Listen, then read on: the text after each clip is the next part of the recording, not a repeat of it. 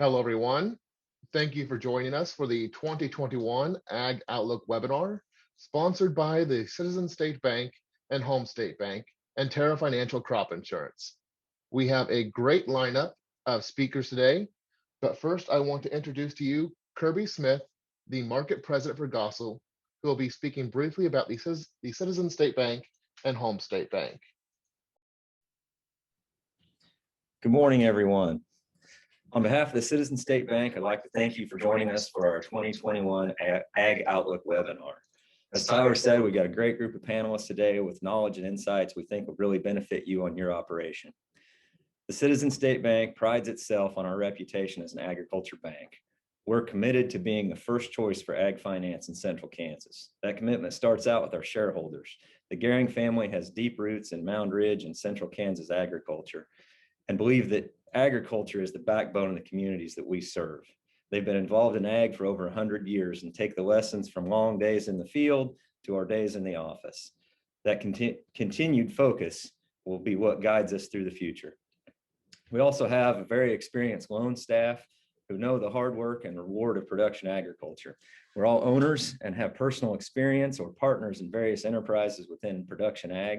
These individuals would be as comfortable processing cattle or setting up a new planter as they are going over financial statements and structuring loan payments for success.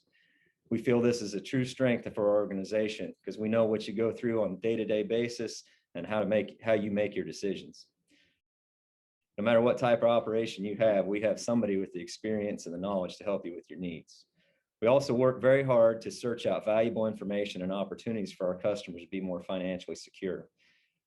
We know those FSA programs and give you the information to make an informed decision and know what you're signing up for.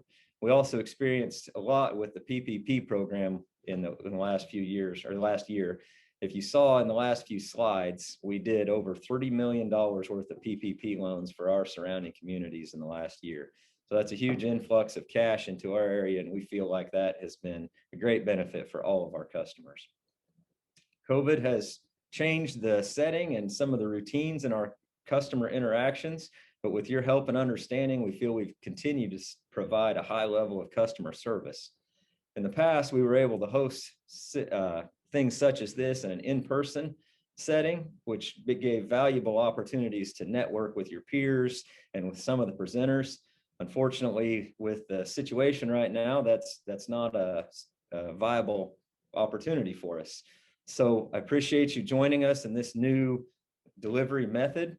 Please use the chat function, the raise your hand, ask questions, and interact as much as possible today so we can all get the most out of this. If you have any questions, please send that to us and we'll pass that along to the presenter, and hopefully we can get everybody's questions answered today.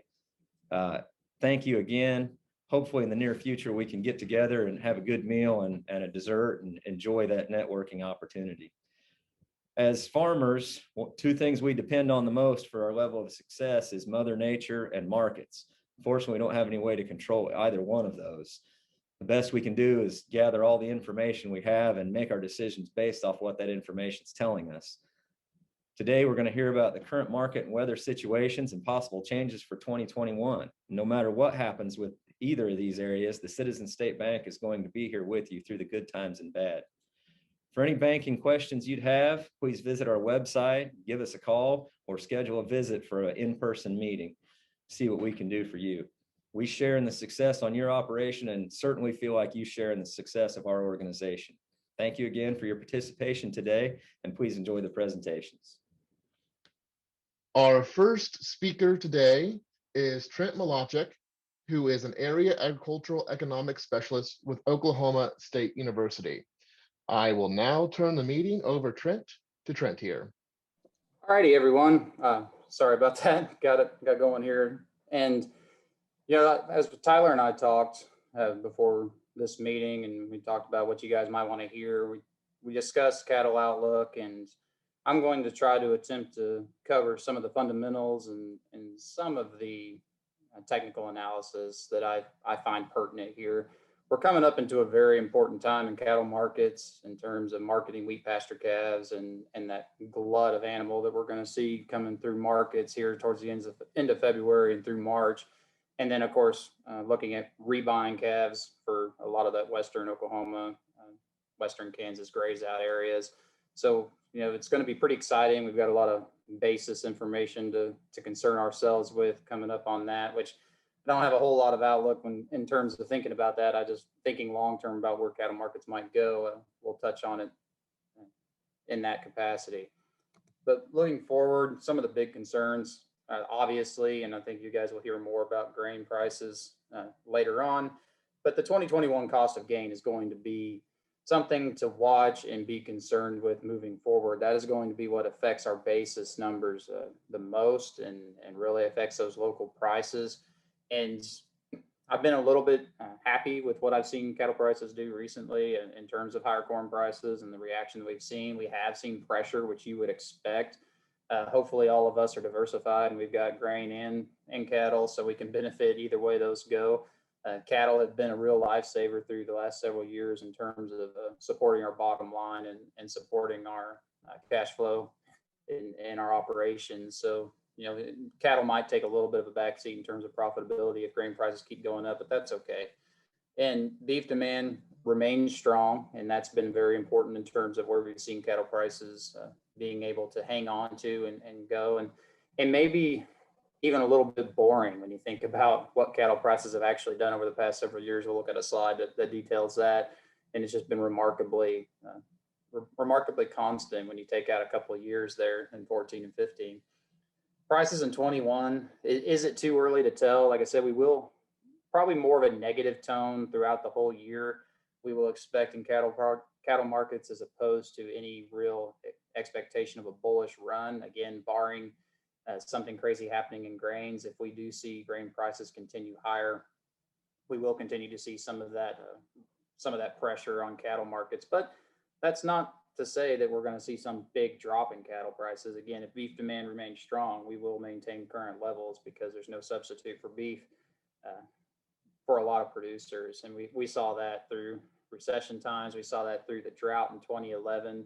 U.S. consumers were more than willing to pay high prices for beef if they were getting the quality they desired. I look at a few more factors. We talked about beef demand, positive information there in the cattle market. Cattle numbers and beef production tightening, and again, that's going to squeeze prices a little bit, and make them stay strong in terms of getting what people want in terms of product. And as you saw, an amazing case study in terms of supply and demand through the pandemic and shutting down slaughterhouses and reducing some of those beef supplies. We did see quite a bit of increasing in beef prices in terms of what we saw in the grocery store. And subsequently, you've seen a whole lot of interest in smaller slaughterhouses and processing and on-farm processing and things like that. So it's been very interesting to see the reaction from the industry in terms of what's happened there. Trade situation could be improving. I'm guarded as saying that's incredibly positive because with the new administration, there's no telling what's exactly going to happen in terms of trade.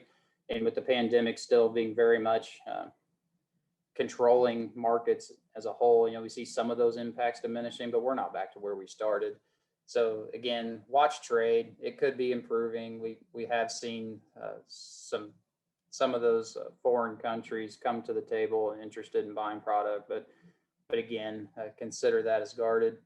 A cheaper dollar could help. It could help our exports. It typically doesn't necessarily help our prices, but it does make our product cheaper in the world market. Now, looking at threats, ongoing pandemic impacts, and uncertainty, and that can't be understated. That's going to be the biggest thing we still look at through 2021. I would like to say that something else is probably going to be the biggest story there, but I doubt it.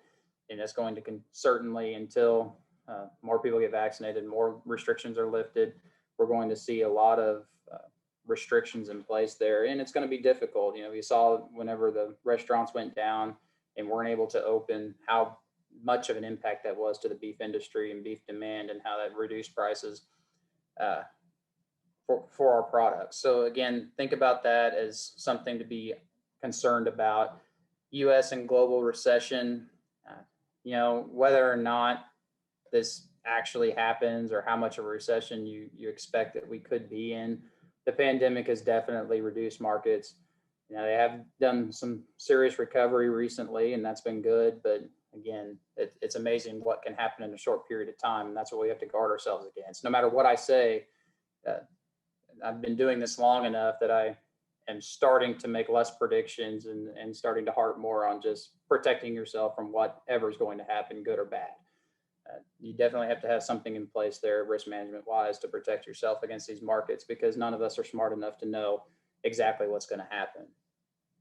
Now, increased pork and poultry supplies, and that's been an interesting thing coming out of China, how they've pretty much got their hog herd back to levels prior to swine flu and things of that nature. So they're producing a lot more pork now, and that's been part of the interest in their importing of grains. So again, look to that as being a threat. Again, substituting beef with pork and poultry isn't something everyone does, but it is a concern sitting out there.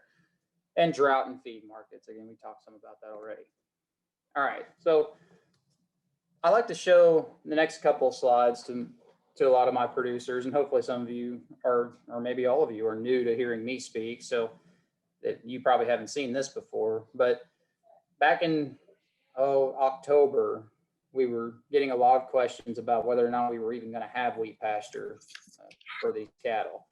And we're looking at steer prices. They were suppressed. You know, back in September there, as you can see, and I'll do my best to get my laser pointer going here. So coming back here in August and September, we see this big drop off in prices, and this blue line is 450 to 500 pound calves. You know, we typically see going to wheat. There's not a lot of demand for those animals because we were so dry, and our wheat pasture outlooks were not very good, and we were incredibly concerned with whether or not we were going to have a place for those calves to go. So then we dropped off in price back to where we were about in June, and we cooked along here around the 160 range. I call this slide before the rain, October 16th. So you go forward and see what happens after the rain. So we had October back in here where we were just cruising along. We saw an even larger subsequent. I don't know if we can get Daryl to mute his microphone. Yeah, or down. Got it. All right. So at the end of October, we saw these prices decrease even further down to the 150 mark, getting real critical there. And then all of a sudden it rains, and we see really good rains across western Oklahoma, enough to get the wheat up, and western Kansas there too. And then you see these prices just kind of rocket up, and you see the effect of that demand. That's where I talk about how big of a concern basis is, and thinking about where our prices are going to go, because the overall thought on beef supplies and beef demand and all that didn't really change that much during this time period. And pandemic effects weren't really moving the market. This was all whether or not we were going to have wheat pasture. And it's just incredibly interesting to me to take a look at that. You know, you see some of this dip as well in the heavier weight calves, up to 750 to 800 pounders. This dip is a little more, has more fundamental meaning than just wheat pasture when you see all weight classes of cattle coming down together. But, you know, the biggest part of that, I would say the biggest chunk of that was our prospects there in the basis in those local markets. So you see those prices come up in this big gap between 450 to 500 pounders showing up. And again, it kind of shows you where you want to be in terms of a cattle salesman. When you're selling those calves off the cow, are you going to want to be selling 600 to 650 pounders, or do you want to take advantage of this higher price here? And it seems like the market has a lot more interest in buying 450 and 500 pounders for wheat pasture than they do those a little bit heavier. But when you look at actual weaning weights and genetics and the way we've come with our cow herds, if we can, it might be a better idea to try to sell some lighter weight calves in the fall, push that breeding window back a little bit, because sometimes I know I struggle to wean calves that are light enough for the market and what the market wants, just because we have such good gains and such good genetics now that we see those weaning weights coming up. Just some food for thought there. And maybe it's not worth changing our operations. Maybe it's worth just keeping it right where it is. It's hard to get cattle bred later in the summer, so we breed them in the spring, and then we go ahead and see see the effects of our good production practices and getting those heavier cattle brought to sale. So something to think about there. Now, slaughter steer prices, this is Southern Plains looking at weekly prices throughout the entire year. So here we are cooking along in January and February. Now, you can consider this 15 through 19 slaughter steer price as some kind of a seasonal look at what you would expect prices to be. And then you come back to 2020 and what happened with pandemic effects being incredibly large here earlier on in the year. And you see just a highly volatile market. Some you would not expect, thinking about the 2015 to 19 average, how smooth that can be. And then just wild swings in prices that we saw through the pandemic. And finally, get over here towards the fall and we see some of that mellowing out and getting rather flat. And here we are trying to make a little bit of an improvement to begin the year, but still not where we were prior, January 1 in 2020. We're still seeing that effect, still working through some of these decreases in prices that we've seen. Now, this is the less fun one to look at in terms of slaughter cow prices, which have just been abysmal. And it's been, I culled some cows the other day and sold 4 of them. And I almost wish I would have just seen if I could get them bred again, because getting 65 cents, 50 cents for a cow, especially when she's really young, 3-year-old that just didn't breed back, that tends to hurt pretty bad. But we are right where we were last year. And I don't know what this is necessarily indicative of, because you would hope that if we had higher cow prices, maybe that would signal some kind of expansion or a lot of interest in the market to add more breeding females, and we just aren't there. And our inventory numbers aren't necessarily demanding higher prices for those slaughter cows. So it's something we're having to work with. Culling decisions become a lot more difficult here. You got to weigh the ability of that cow to possibly have another calf and what that's worth, which is quite a bit more than her salvage value. So keeping that in mind, we always want to sell live animals, but I also think that, those 10 to 12-year-old cows tend to be pretty profitable too. So they've tended to pay themselves off and prove their worth in the herd. So if they can give you another calf, their salvage value isn't that high. Aggressive culling wouldn't necessarily be on my list of things to do over here if I thought she had a reasonable opportunity to get rebred. Now, I don't expect to see much difference in this unless we see some major shift in where we expect the cattle inventory to go. Since I would expect this to follow pretty close to what we saw in 2020. There is that seasonal look at where we expect cow prices to go. And if you've been holding some cows over that you do need to sell that won't survive in the herd another year, we're nearing the period of time where they're going to be worth the most in terms of research. And what we've seen, looking at that February to April timeframe is about where you get the most bang for your buck in selling those cows.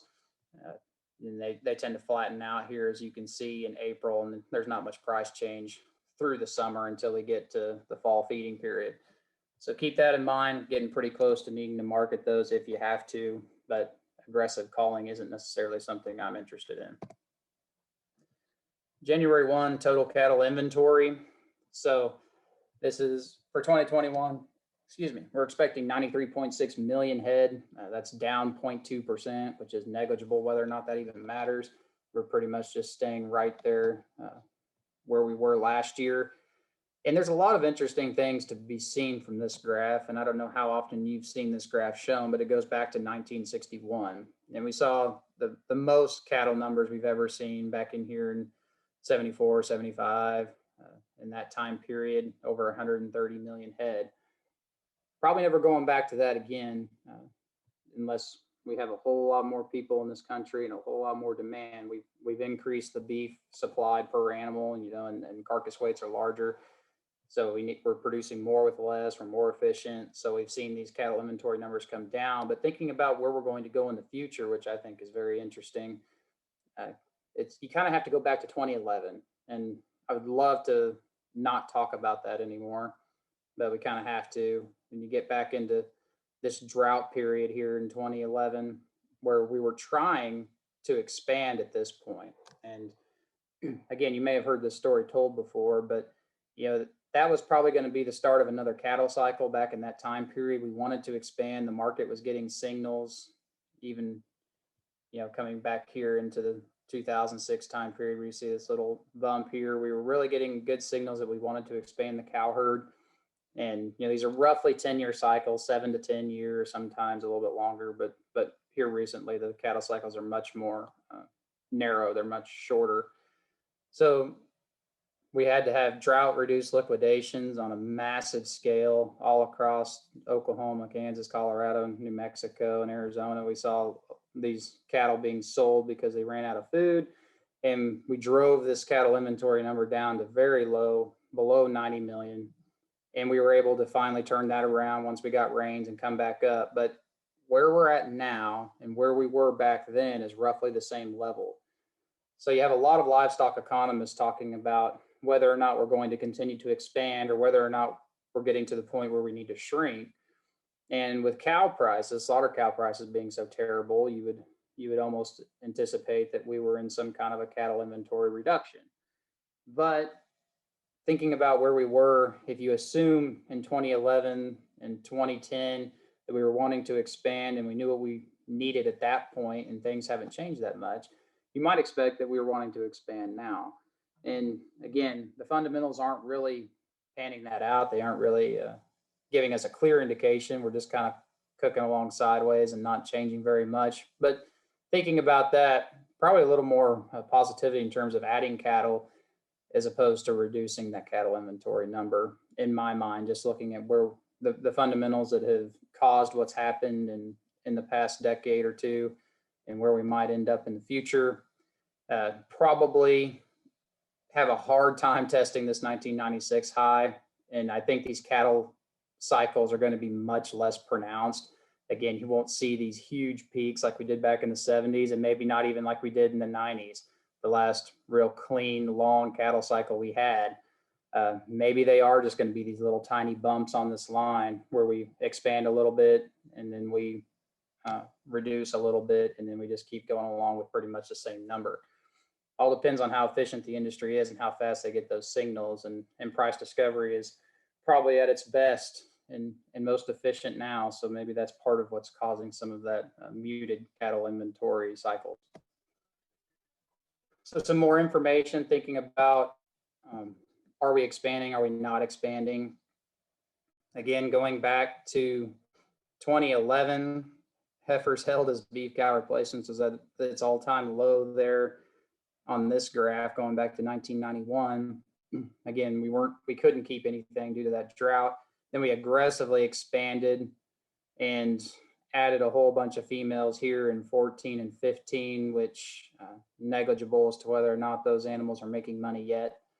They might have started to pay themselves off. And you think about that's been 5-6 years ago that we added those females to the herd. I think my calculations back at that time is it was going to take somewhere around 7 or 8 years for her to start making money, as expensive as she was to add into the herd as opposed to just selling her as a feeder heifer. So I'm interested to see how some of those herds, if we made it this far, chances are we're cash flowing and doing okay. But that was a huge concern at that time, trying to advise people what to do. Everyone wanted to add cattle because cattle prices were so high, but we knew that was going to be a short-term thing. And it was a little bit scary to add those expensive females to our herds at that time. So hopefully they're still in the herd. Hopefully they're having babies and we're not having to sell them into the salvage cow market right now because that would be a worst case scenario. But we stopped adding replacements at an aggressive level there in 17. We started seeing that number come down in 18 and 19. And here we are, 20 and 21 predicted to be about identical in how many we're keeping, still adding somewhere between 5.5 to 6 million head of heifers every year. But just you try to follow the trends in this graph and what's been going on. And you can see this really, and back in the 90s, this really nice, obvious cattle cycle where we're adding heifers and then we're slowly reducing the number of heifers we add and then we flatten out. And then since then, it's just been a jumbled mess. Not the least bit affected by this huge drought we saw during this time period. All righty, so feeder cattle supplies, taking a look at that real quick. Roughly been flat since 2016, not a whole lot of change there. And, it's amazing the prices we saw in terms of in 14 and 15, where we saw the feeder cattle supplies get squeezed pretty good, but we haven't come up that much, and we've seen prices really stabilize. So again, it doesn't seem like any other market has price reactions quite like the cattle market does, and how violent and severe they can be to our producers. But no, not a lot changing there, and would expect that to be relatively muted in terms of changes here in the future. All right, so getting into a little bit of technical analysis as I come to a close here. Looking at the March 21 feeder cattle price, we've gone a lot of different places and really haven't ended up anywhere. I don't know if that makes any sense to you, but going back to May 18th on this graph, this is just a Bollinger Band showing the range of trading that you might expect at 2 standard deviations. A lot of statistics just to say that it helps us tell whenever the market's oversold and overbought. And, back in October, we knew that this reduction in prices, even as early as mid-October, we knew that this was a little bit out of whack. We saw these prices starting to hit the lower band of that Bollinger Band, but just because it seems irrational doesn't mean the market isn't willing to take it further, as we've seen in various examples in the stock market lately. So we sold off feeder cattle, extremely fast pace, got prices very low down here. And the Bollinger Band helps us determine kind of when markets are oversold and overbought. What's really interesting is when you look at the relative strength index down here, and I don't know how often any of you look at this indicator, but if 50 is neutral, 70, anything above 70 is overbought, and anything below 30 is oversold. So you get back here in July and August, we see this touching the 70 line, just about to get overbought, and we see a correction in the market over here. And then you come cooking along, we get close to 50, we get close to 30, but we don't. And you can see how we were testing the lower Bollinger Band at that time period. We didn't quite get that 30 level. So markets flattened off and just kind of went around that. That's a 2-day moving average, that brown line there. So we just kind of moved around the average. And then we saw that big sell off there in October and became very oversold. So typically, if you become very oversold, you would expect a big correction, and it happens. Hindsight's 2020 here, but it definitely did happen. As you look at this indicator, and we see prices rocket up, touch the upper band, kind of mute themselves for a while, and then they continued on a more sustainable growth pattern. You don't really want to see markets in a bullish run just running up incredibly fast like that. It's hard to sustain. It takes a lot of money in the market to maintain that. But we've just been incredibly choppy ever since. And depending on where you bought and where you sold calves, I mean, if we bought a bunch of wheat pasture calves back in this time period, we're doing great. If we bought wheat pasture calves in November, we're not doing bad. I think our feeder cattle producers are going to be okay there in terms of looking at wheat pasture. Now, our cow-calf producers that sold into some of this are probably going to be hurting for a while, and not a great way to get out of that. It just kind of comes back to looking at price risk management and trying to keep yourself out of these types of market swings and have some kind of level of protection in place, whether it's here, whether it's here, whether it's here. They're all better than experiencing the full range of deficit there that we had to deal with.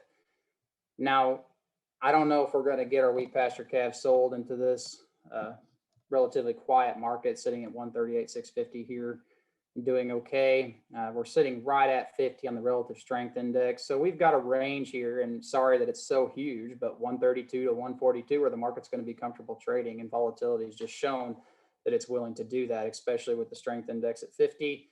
We could see this market just go up or down in this range pretty comfortably. So that's the amount of risk we're exposed to. If that's too much risk in the near future, there's some short-term options in terms of risk management, but for a lot of us, it's just going to be sit and wait and see if we can get cattle marketed into a favorable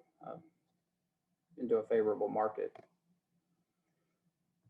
This is a little more history, just going back to 2012 and 2011 and looking at where prices went during that time. I only show this as to say it's kind of amazing how flat prices have been for so long. Back to 2017, we've seen some dips and valleys and peaks, but for the most part, you draw this line at 140 across here, and there just hasn't been a whole lot of change in cattle markets, which has probably helped some of our producers be rather profitable. I would say I've seen cattle as being a relatively profitable venture if we have risk management in place and we don't get caught in several of those March or late February and March dips that we've seen in feeder cattle futures over the past few years. If you're running wheat pasture calves, if you can manage to avoid those, we've been doing pretty good in terms of profitability.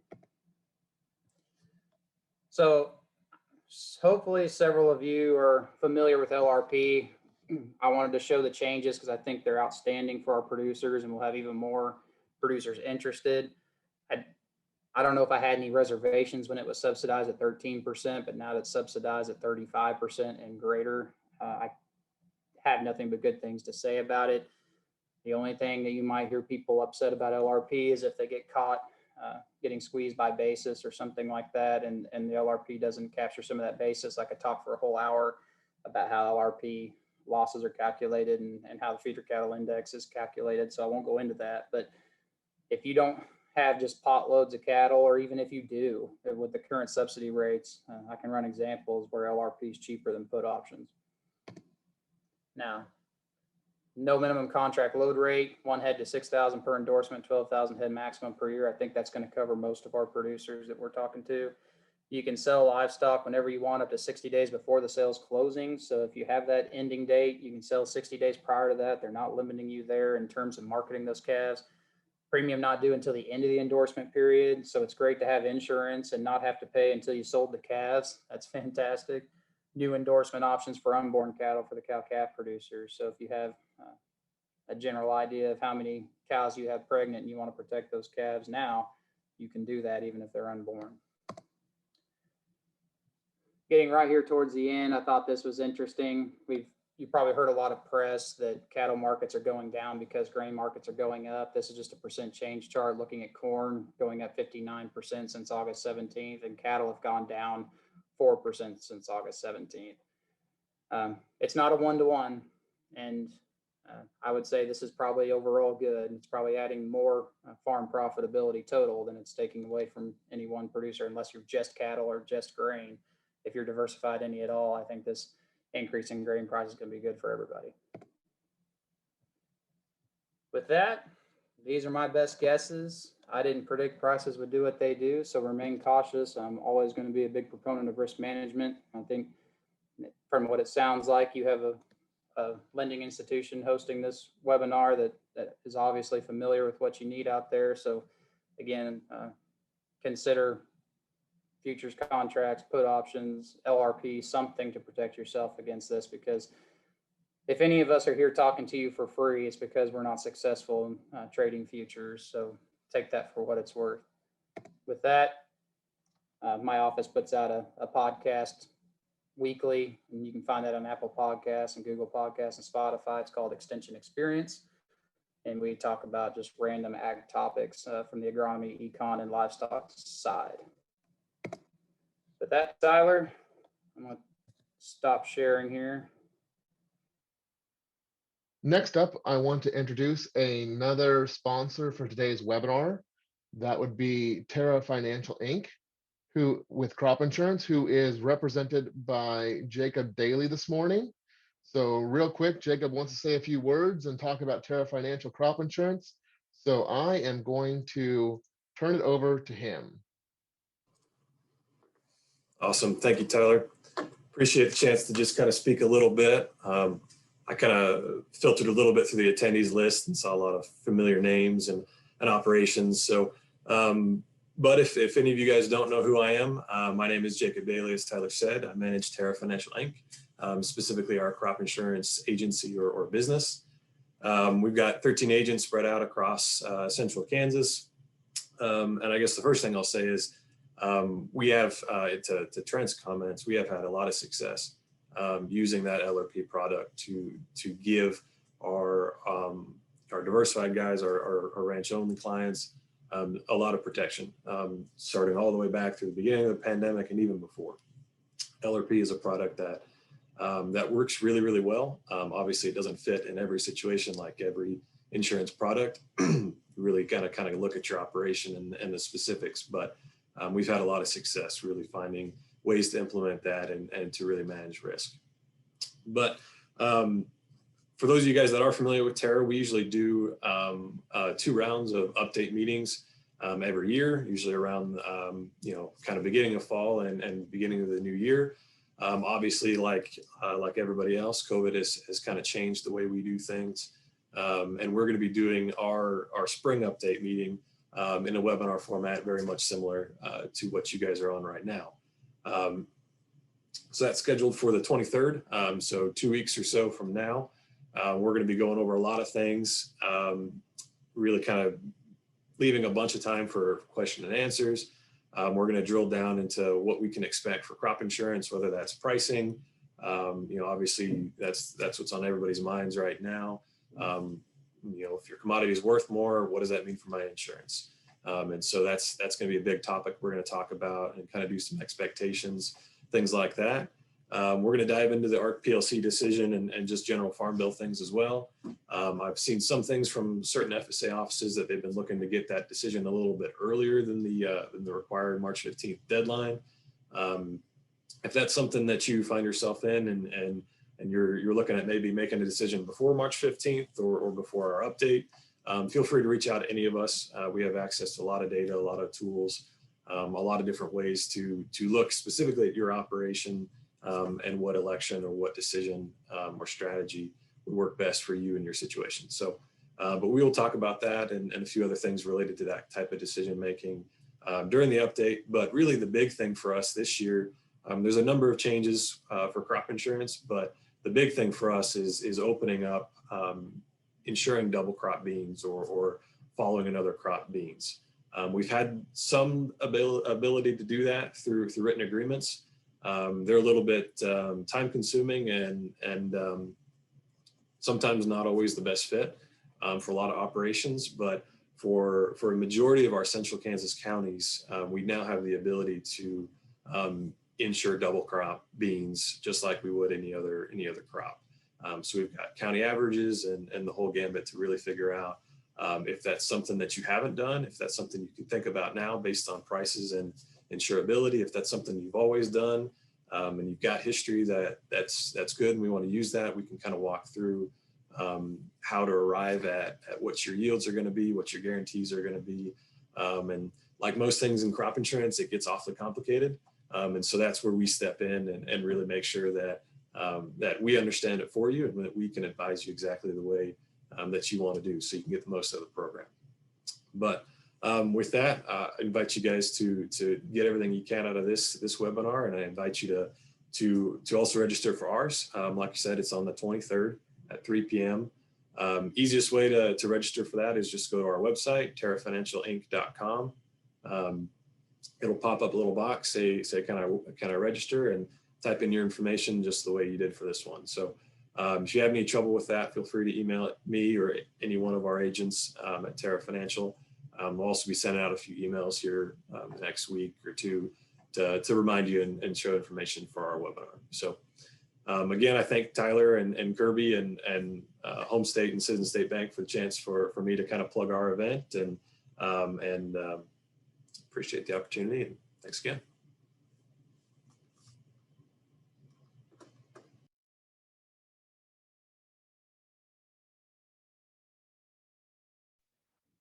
We certainly thank Jacob and Terra Financial for helping us sponsor this event as well. I do want to introduce our next speaker for this morning. That is Daryl Holiday with Advanced Market Concepts. And I will now turn the meeting over to Daryl. Good morning to everyone. It is a pleasure to be with you. I assume we're seeing the screen right, Tyler? Is sharing all right?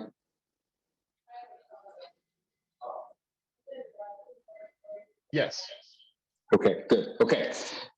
I've titled it's interesting. We're meeting today. Of course, I think in the grain markets the last 60 days, if you had this meeting in any one of 60 business days, you'd have had a wild trading range about 80% of the time. And of course, today we're seeing another big move down or a significant move down, another wild trading range. We'll get into why that's happening, but that's part of why I used the title that I did is take a deep breath. Sometimes it's difficult. I think it's pretty applicable to where we are today and what we've been through, not only because of the COVID.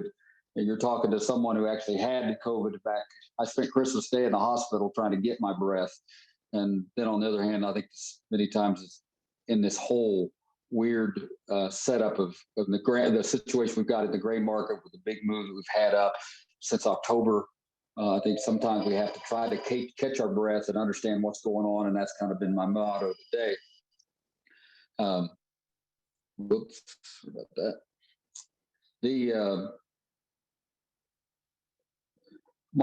I think this little picture kind of says, this is kind of what I'm going to start with today is, what in the world happened here?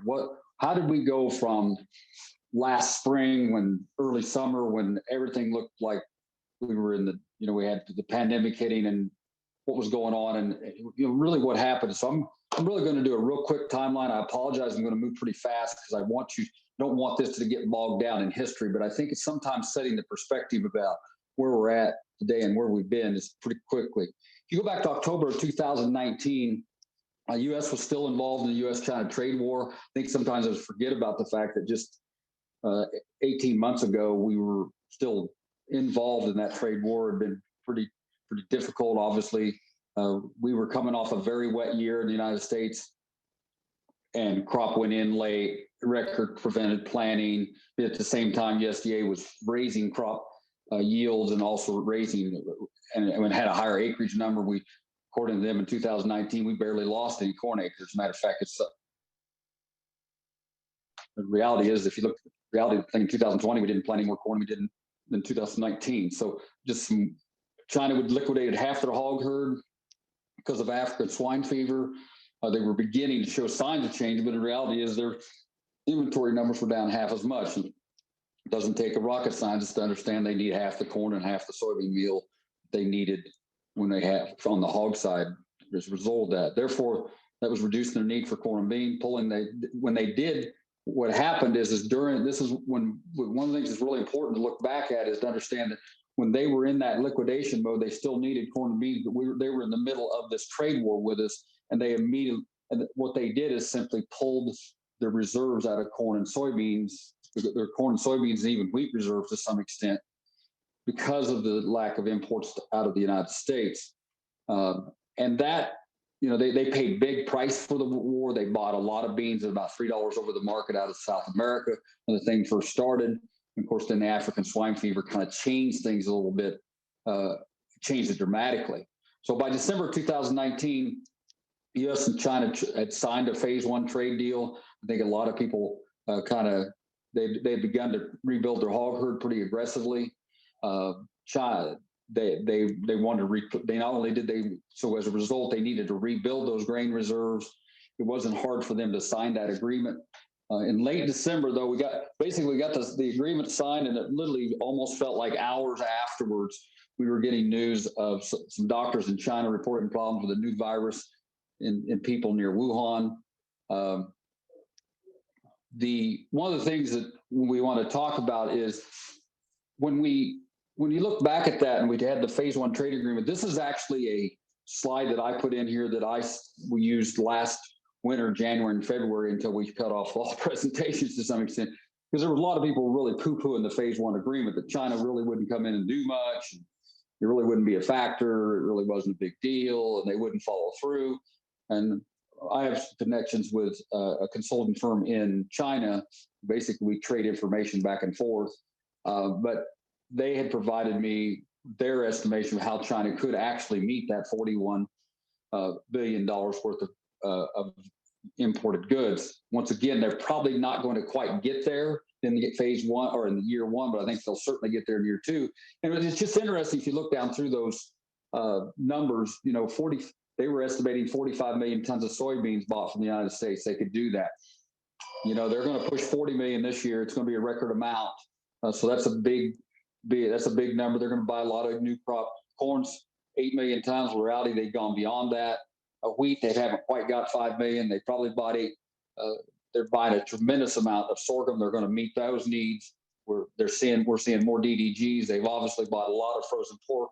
My point is, I think this is the reason last January and February and March, even when we got in the pandemic, I wasn't just really that bearish grains. I didn't really want to sell things at $3.40 and $3.50, primarily because of the fact that I really felt like at some time when this would kick in and they needed to build the reserves, they would come in and buy significant amounts. It took a little longer to get there than we thought, but it certainly happened, and we've seen the effects.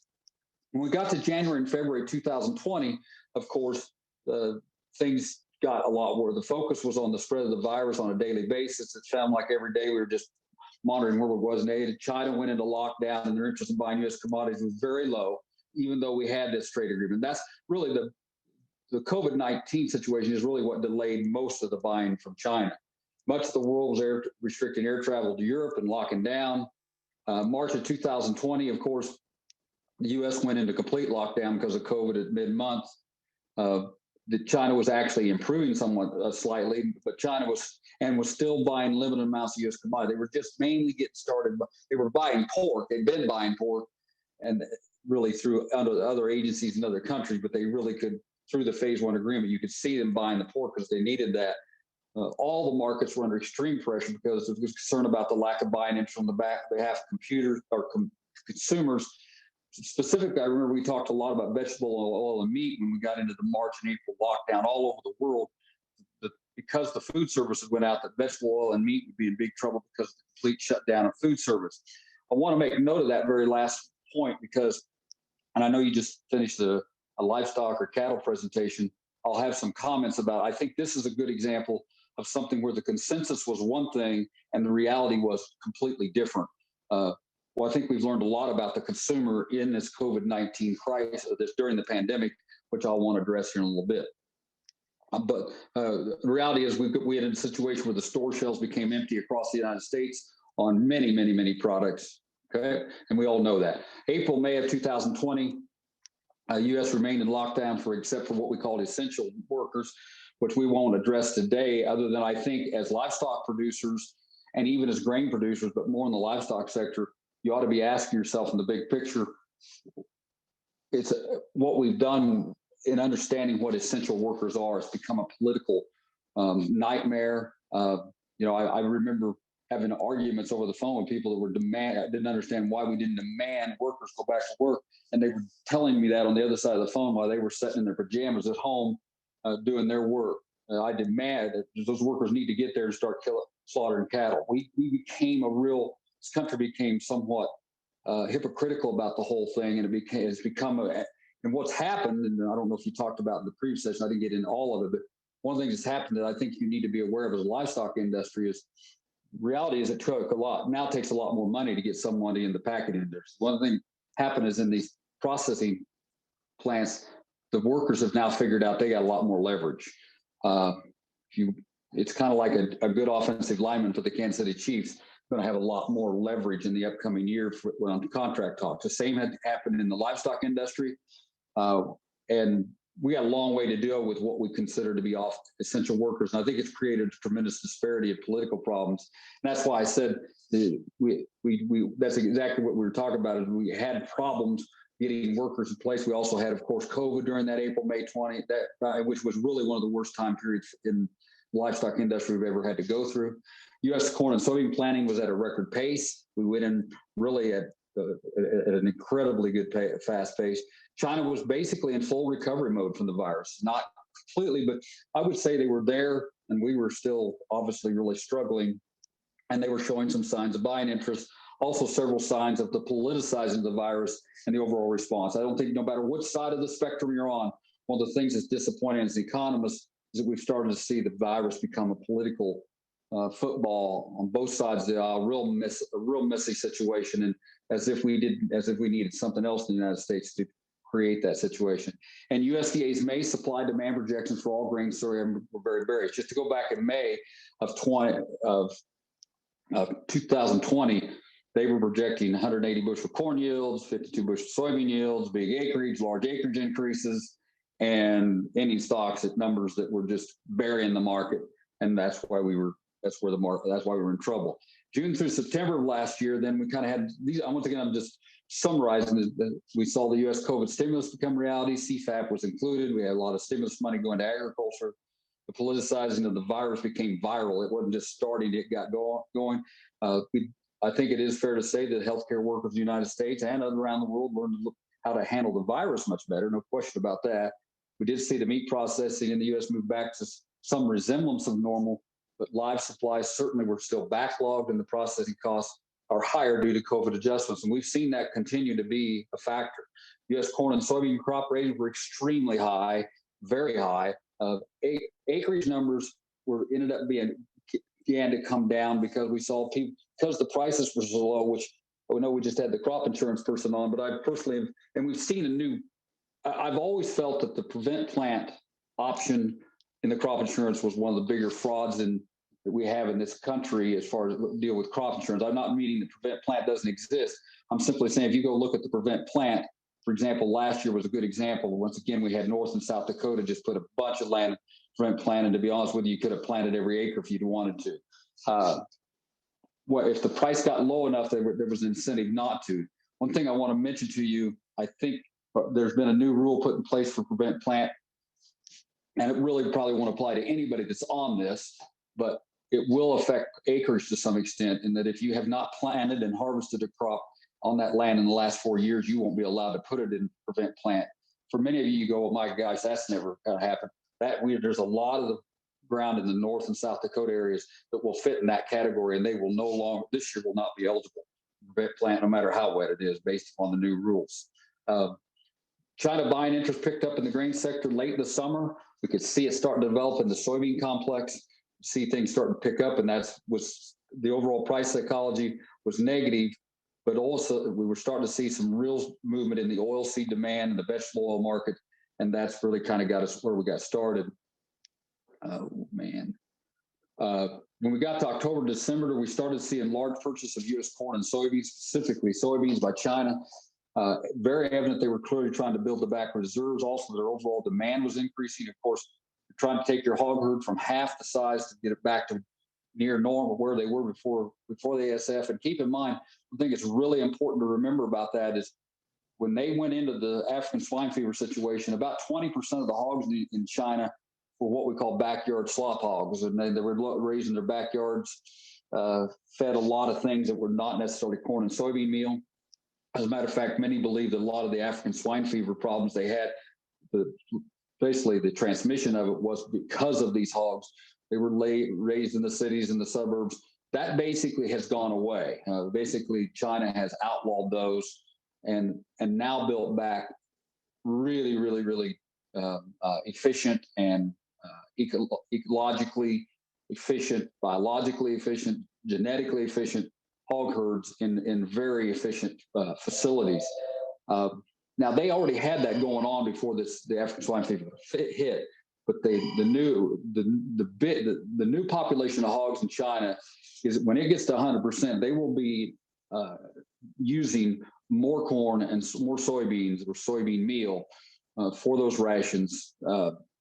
A dramatic increase from where they were, and we're already seeing that because we don't have hogs that are in that country eating, if you will, whatever was left over, and so that's really changed things. That will change things, and that's actually very friendly for the corn and soybean producer, both in the United States and South America. In addition, the China corn crop was hurt by flooding last summer. We started to develop that. Obviously, getting information out of China is extremely difficult. And to be honest, half of what you hear, you probably should just forget because you don't. They're very good at putting propaganda out. Basically, you have to go by what they do more than what they say. And I think that, but we can see now by the amount of corn that they've bought that obviously the concern about that flooding in their key areas was legitimate.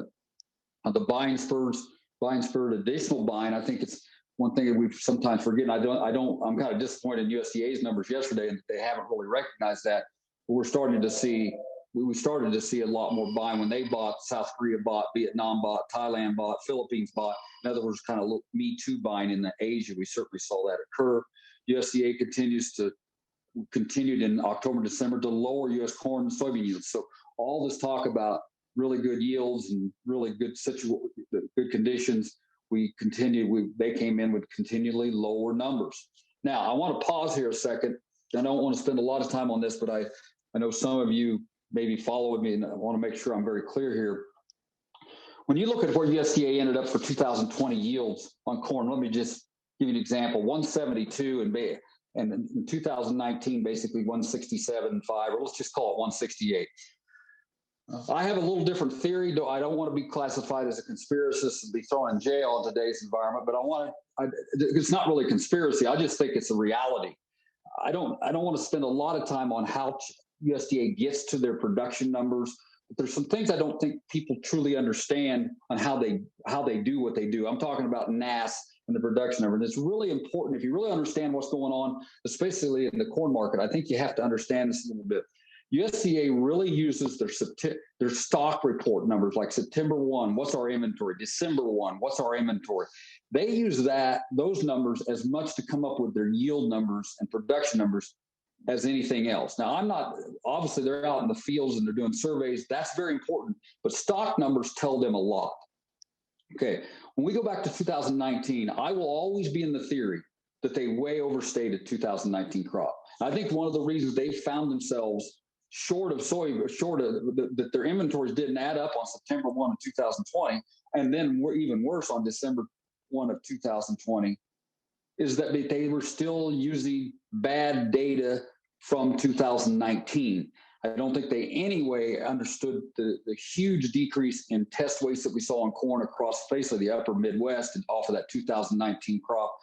To sit here and try to convince me, I spend a lot of time in the Corn Belt every year, but to try to convince me that corn yields in the United States were 4 bushel better in 20 than they were in 19, you'll never convince me of that. You just won't. I mean, but it doesn't do any good. What I'm saying to you is either 2019 was lower or 2020 was higher. And that spread is too narrow. The crop conditions were, and if that's true, and I'll tell you this, I'd also tell people that really believe that if that is a true statement, and that they were only 4 bushel difference, then I don't know how we're ever going to grow this yield from this point on. I don't believe that's true, but I just simply think that has really been a carrier. I don't like to spend a lot of time on it because it sounds like a conspiracy theory. I don't believe that. I believe the biggest reason they have this trouble is something that's been haunting them for about 8 years now and gets worse every year. We've had a tremendous increase in the amount of on-farm storage in this country over really since the beginning of the ethanol movement. And it's really increased in the last 7 or 8 years. And even in the last 3 or 4 or more, because it's very economical. Producers have learned how to use it right. The bigger you get, the more you want it. Let's face it, it depends on where you're located. And what happens to that is the more on-farm storage we have versus off-farm storage, USDA has a very difficult time surveying that. They haven't been able to adjust their surveys and understand what's truly out there. And that has given them real problems on their stocks numbers. And that's why, and that really affects their yields. I know that seems weird. Why would stock numbers affect yields? But it does. They use those inventory levels and go back, if you will, back calculate yields. And I know it's a little complex, but really to understand where I'm at, you have to understand that that's one of the big factors that's out there that we need to understand. Okay.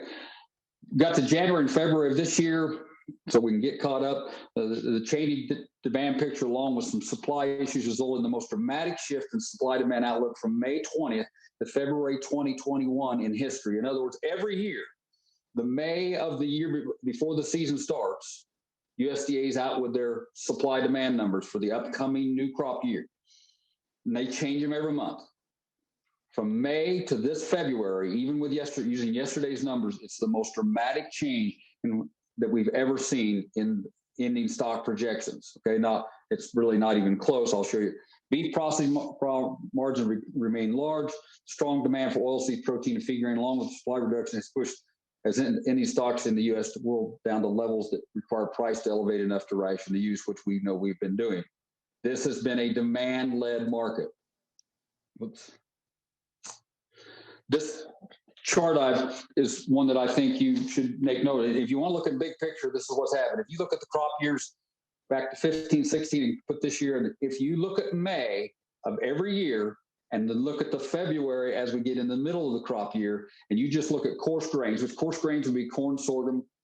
Just figure it's corn, sorghum as a whole, not wheat. Every other grain you can think of, not excluding wheat. If you look at the projected stocks May, and then look at where they were, what the projection stocks are in February. Notice that the U.S. went down 54.36 projected ending stocks, the difference between May and February. And you could say, well, Daryl, the yield projections would be some of it, the less production. That's some of it, but most of it, I'm going to say 70% of it is the increase in demand, some domestically, but most of it on the export side. And most of that would fit in the category of China.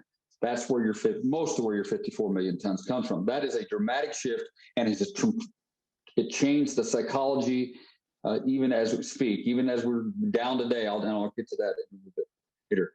It's also interesting to note that even though, if you look at the export sales, what I look at is like spend time on total commitments, just as of last Thursday.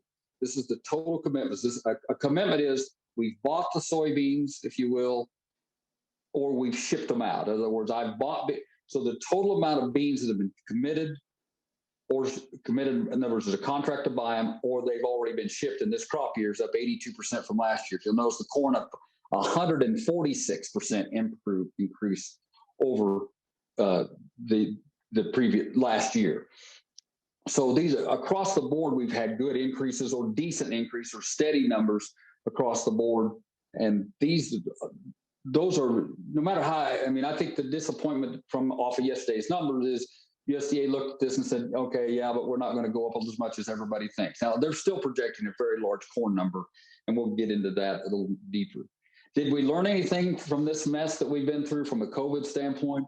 The one thing I think, I don't know if we spit much, I think it's if you haven't looked at the data, we learned something about the consumer that I don't know many of us were very sure of when this whole thing started, is because there was just big concern that with people, quote, not going out to eat, would they really eat very much? And the reality is, the answer is, yeah, they will. As a matter of fact, in many cases, they'll eat more. If you look at the consumption demand data for vegetable oil and meat, some meats and beer, I use beer as a good example. If you haven't looked at some brand names of how well they've done during the COVID crisis, because people tend to consume more at home. An example I would use on the meat side, how many of you, if you fix yourself a hamburger, you fix a quarter pounder? If you do, there's probably two of them on the bun. And that, on the other hand, that's a popular thing to eat. So my point is, it does lend itself to different type of distribution, but actually the consumer has consumed more volume of a lot of, not everything, but a lot of items that we would have, that at one time, probably April of last year, we'd have been concerned about how they would hold up. Agriculture now understands how important the processing companies are. We're going to have to, that's a big deal, big picture in the leverage that workers have that industry. I don't know if he's spending time on this because I got in the middle of it, but when people try to ask me what's going on in the cattle and the fed cattle industry, it's real simple. A year ago, cash fed cattle price were 124. Today we're hoping to maybe get 114 or 15 this week. Real simple. What happened? Well, at the same time, a year ago, choice fed beef choice cutout value is about 214. Today it's 234. So the packers are paying $10, $100 less for the cattle and on the cutout value, they're basically getting a return of about $20 more. The reality is about $250 to $300 more margins that they're grabbing that you're not seeing in the fed cattle side. The margin explains it all. Now, is it justified? We can debate that a long time. Their argument would be that they've had to spend so much money for labor, for workers, and also spend money to prevent COVID, and it's reduced their capacity and all those things. But if that's true, then agriculture certainly has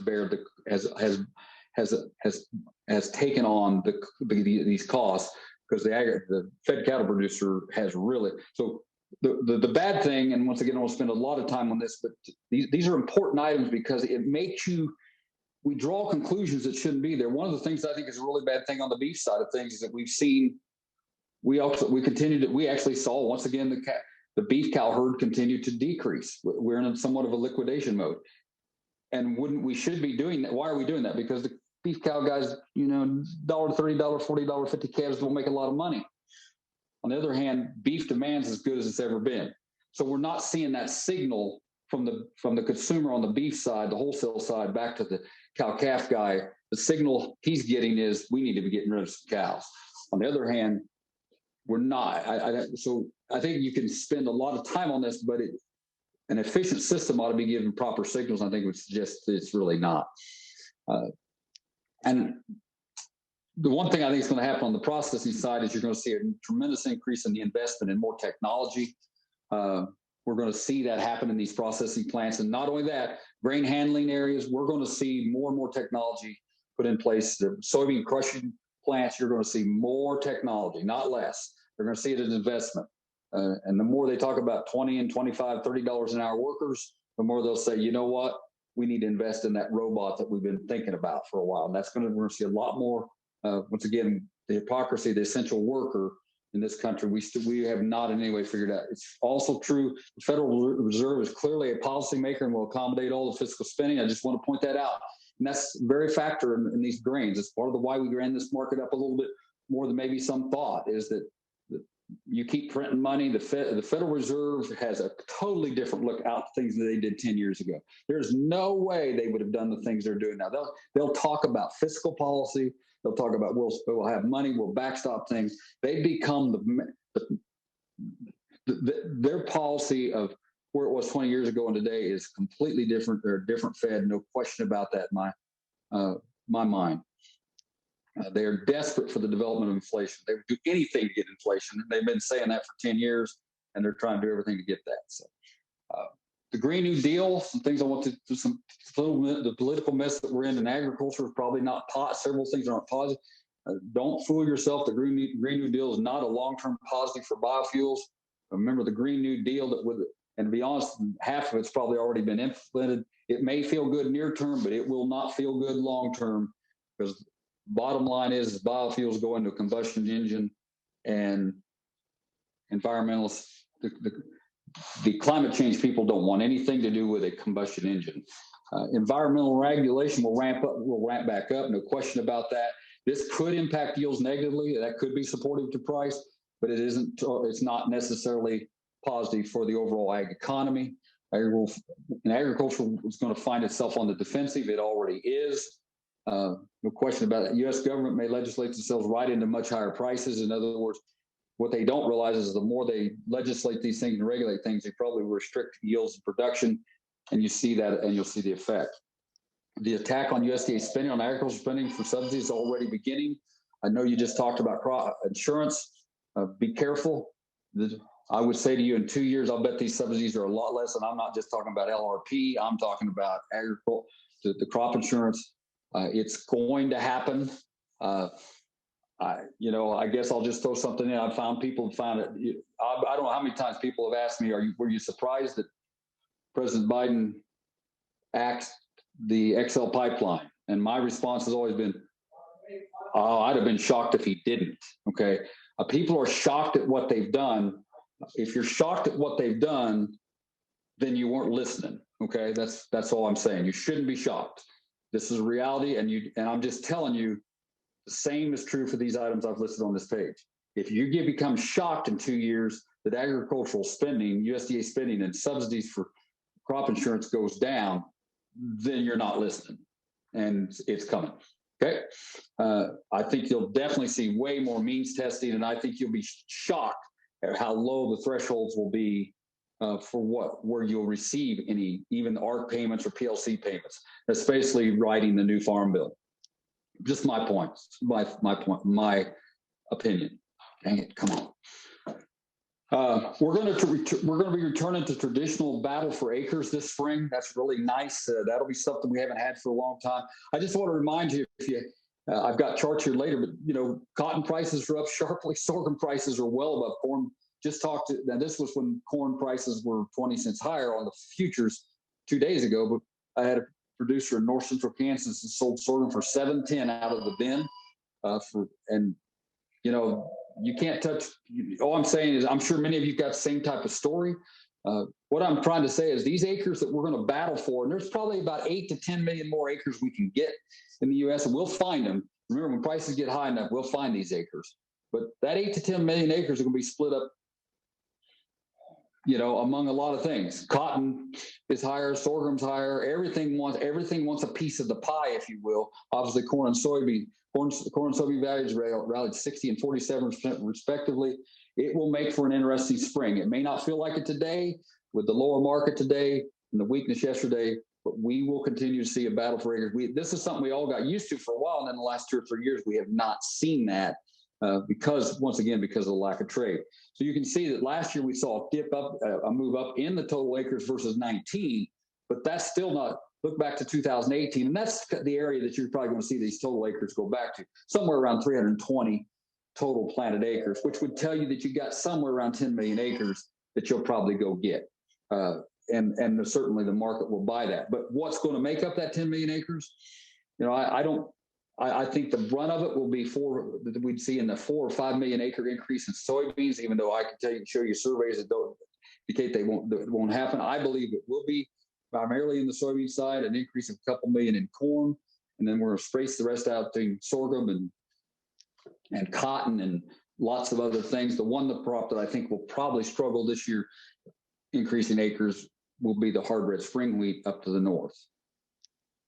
Worth noting, this just to give you that we've seen the cotton yield the last couple of years also below trend yield. That has led to cotton ending stocks. I won't spend a tremendous amount of time on cotton, but we need to start. I'm really using this more as a comment to let you know that things are tight in cotton too. And now some of you probably grow cotton, but many of you don't realize that even the cotton market has really bopped up here. Recently, that if you didn't think it had rallied, back in February 20, we were banging around 50 cents, and we're up basically up over 80, 85 cents for cotton. That's going to try to buy acreage. That's what it's doing, and that is really important when you start thinking, well, we'll grow a lot more sorghum in West Texas. Well, not necessarily. Cotton's going to keep its acres and probably more. When you talk about corn specifically, our export pace has been at a torrid pace. Matter of fact, the amount of corn that we're going to ship out of this country the next 90 days will probably be a record, the amount we're shipping out, because we've sold tremendous amounts in the last 60 days. The Argentine weather the next 30 days will likely determine if the spring high is up around $6, which yesterday we hit $5.75. We've backed off because of the USDA numbers, which I'll talk to you a little bit about. But whether that is the high for the spring or we go back up near $6.50. People say, well, Daryl, if we get a drought this summer, we could go a lot higher than that. Yeah, we will talk about that. But I'm talking about this spring high. USDA export projection yesterday was somewhat disappointing. The fact that they only increased the export, their projected export. Remember, a lot of people don't really understand what they did yesterday. That's totally with the WASDE board. That's just a board of people that sit around and look at the same data I look at on a daily basis. And they said, well, we think next year, we had 2.55, which is a good number. We think it'll go up to 2.6. Many of us who spend a lot of time with it look at the numbers and go, man, we're going to be more than that. We've sold 80 as of last Friday. Last Thursday, we sold 82% of what you'd already projected. But they, I think in fairness to the WASDE board, they're looking at things such as, until that corn's shipped out and we have a whole lot to ship out in the next 90 days, those sales could be canceled. And that's a fair argument. But if they're not,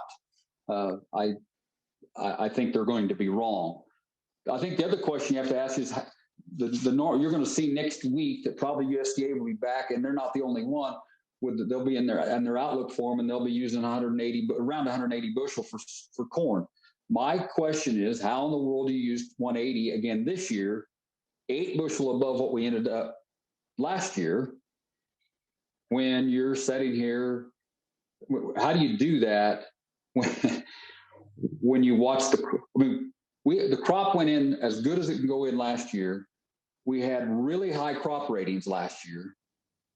And you're telling me you're going to get 8 bushels an acre more on corn, and you're going to try to plant 2 or 3 million more. Now, we'll put more nutrients on, we'll do all those things. But I personally think you can put that out there, but I think that's a little bit too optimistic. As a matter of fact, I could argue that maybe we're starting to flatten out a little bit on this corn yield. We'll see. The U.S. will be the export market from now until first part of June. Yes, we'll see some Argentine corn will come in the market this summer. how much it'll be and how bad what their weather ends up being is really important. They're going to be, they're in somewhat of a drought right now, but they've had enough rain to at least have a decent crop. And how much rain they get in the next 30 to 60 days will have a lot to do with how big that crop is. Remember, 65% of the corn in Argentina got planted late and didn't get planted till January because it was so dry. So we're not going to be seeing that crop till June or July. Brazil's corn crop, the crop they export, the winter corn crop, goes in after the soybean are harvested. That should be, we would like to see that planted, or they would like to see that planted by March 1.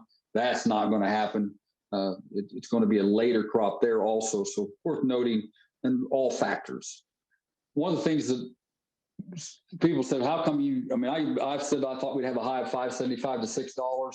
Where I get that is if you look at this yellow line, it's basically the stocks to use ratio that I think we're going to end up with. And if that stock to use ratio, this is where July corn high has been versus the stock to use ratio. In other words, anytime if you just kind of use a trend line analysis, we get down there below 9, down below 10%, you see that projects up to around $6 on that trend line. Now, once again, you can go either side of that. So the low end would have been $5.75, the high end $6.30, $6.40. Worth noting, people go, well, when have we been that high? I think people have forgotten in 11, 12, and 13. Now, those were drought years in the United States. One huge drought in 11 kind of carried over. We had a flash drought in 12. But all 3 of those years, July corn went over $7. Matter of fact, one year hit 8. So if we have a serious problem this year in the United States, or any significant problem, we will run to that level. I'm not suggesting we're going to have those problems, but it certainly could happen. I just want you to see the red line is that's the amount of corn we have outstanding. In other words, those are sales made that have not been shipped. Now, that's all occurred in the last 6 weeks where we said, that's what USDA is looking at that goes, well, what if some of those are canceled? But you can also ask, what if they're all shipped out?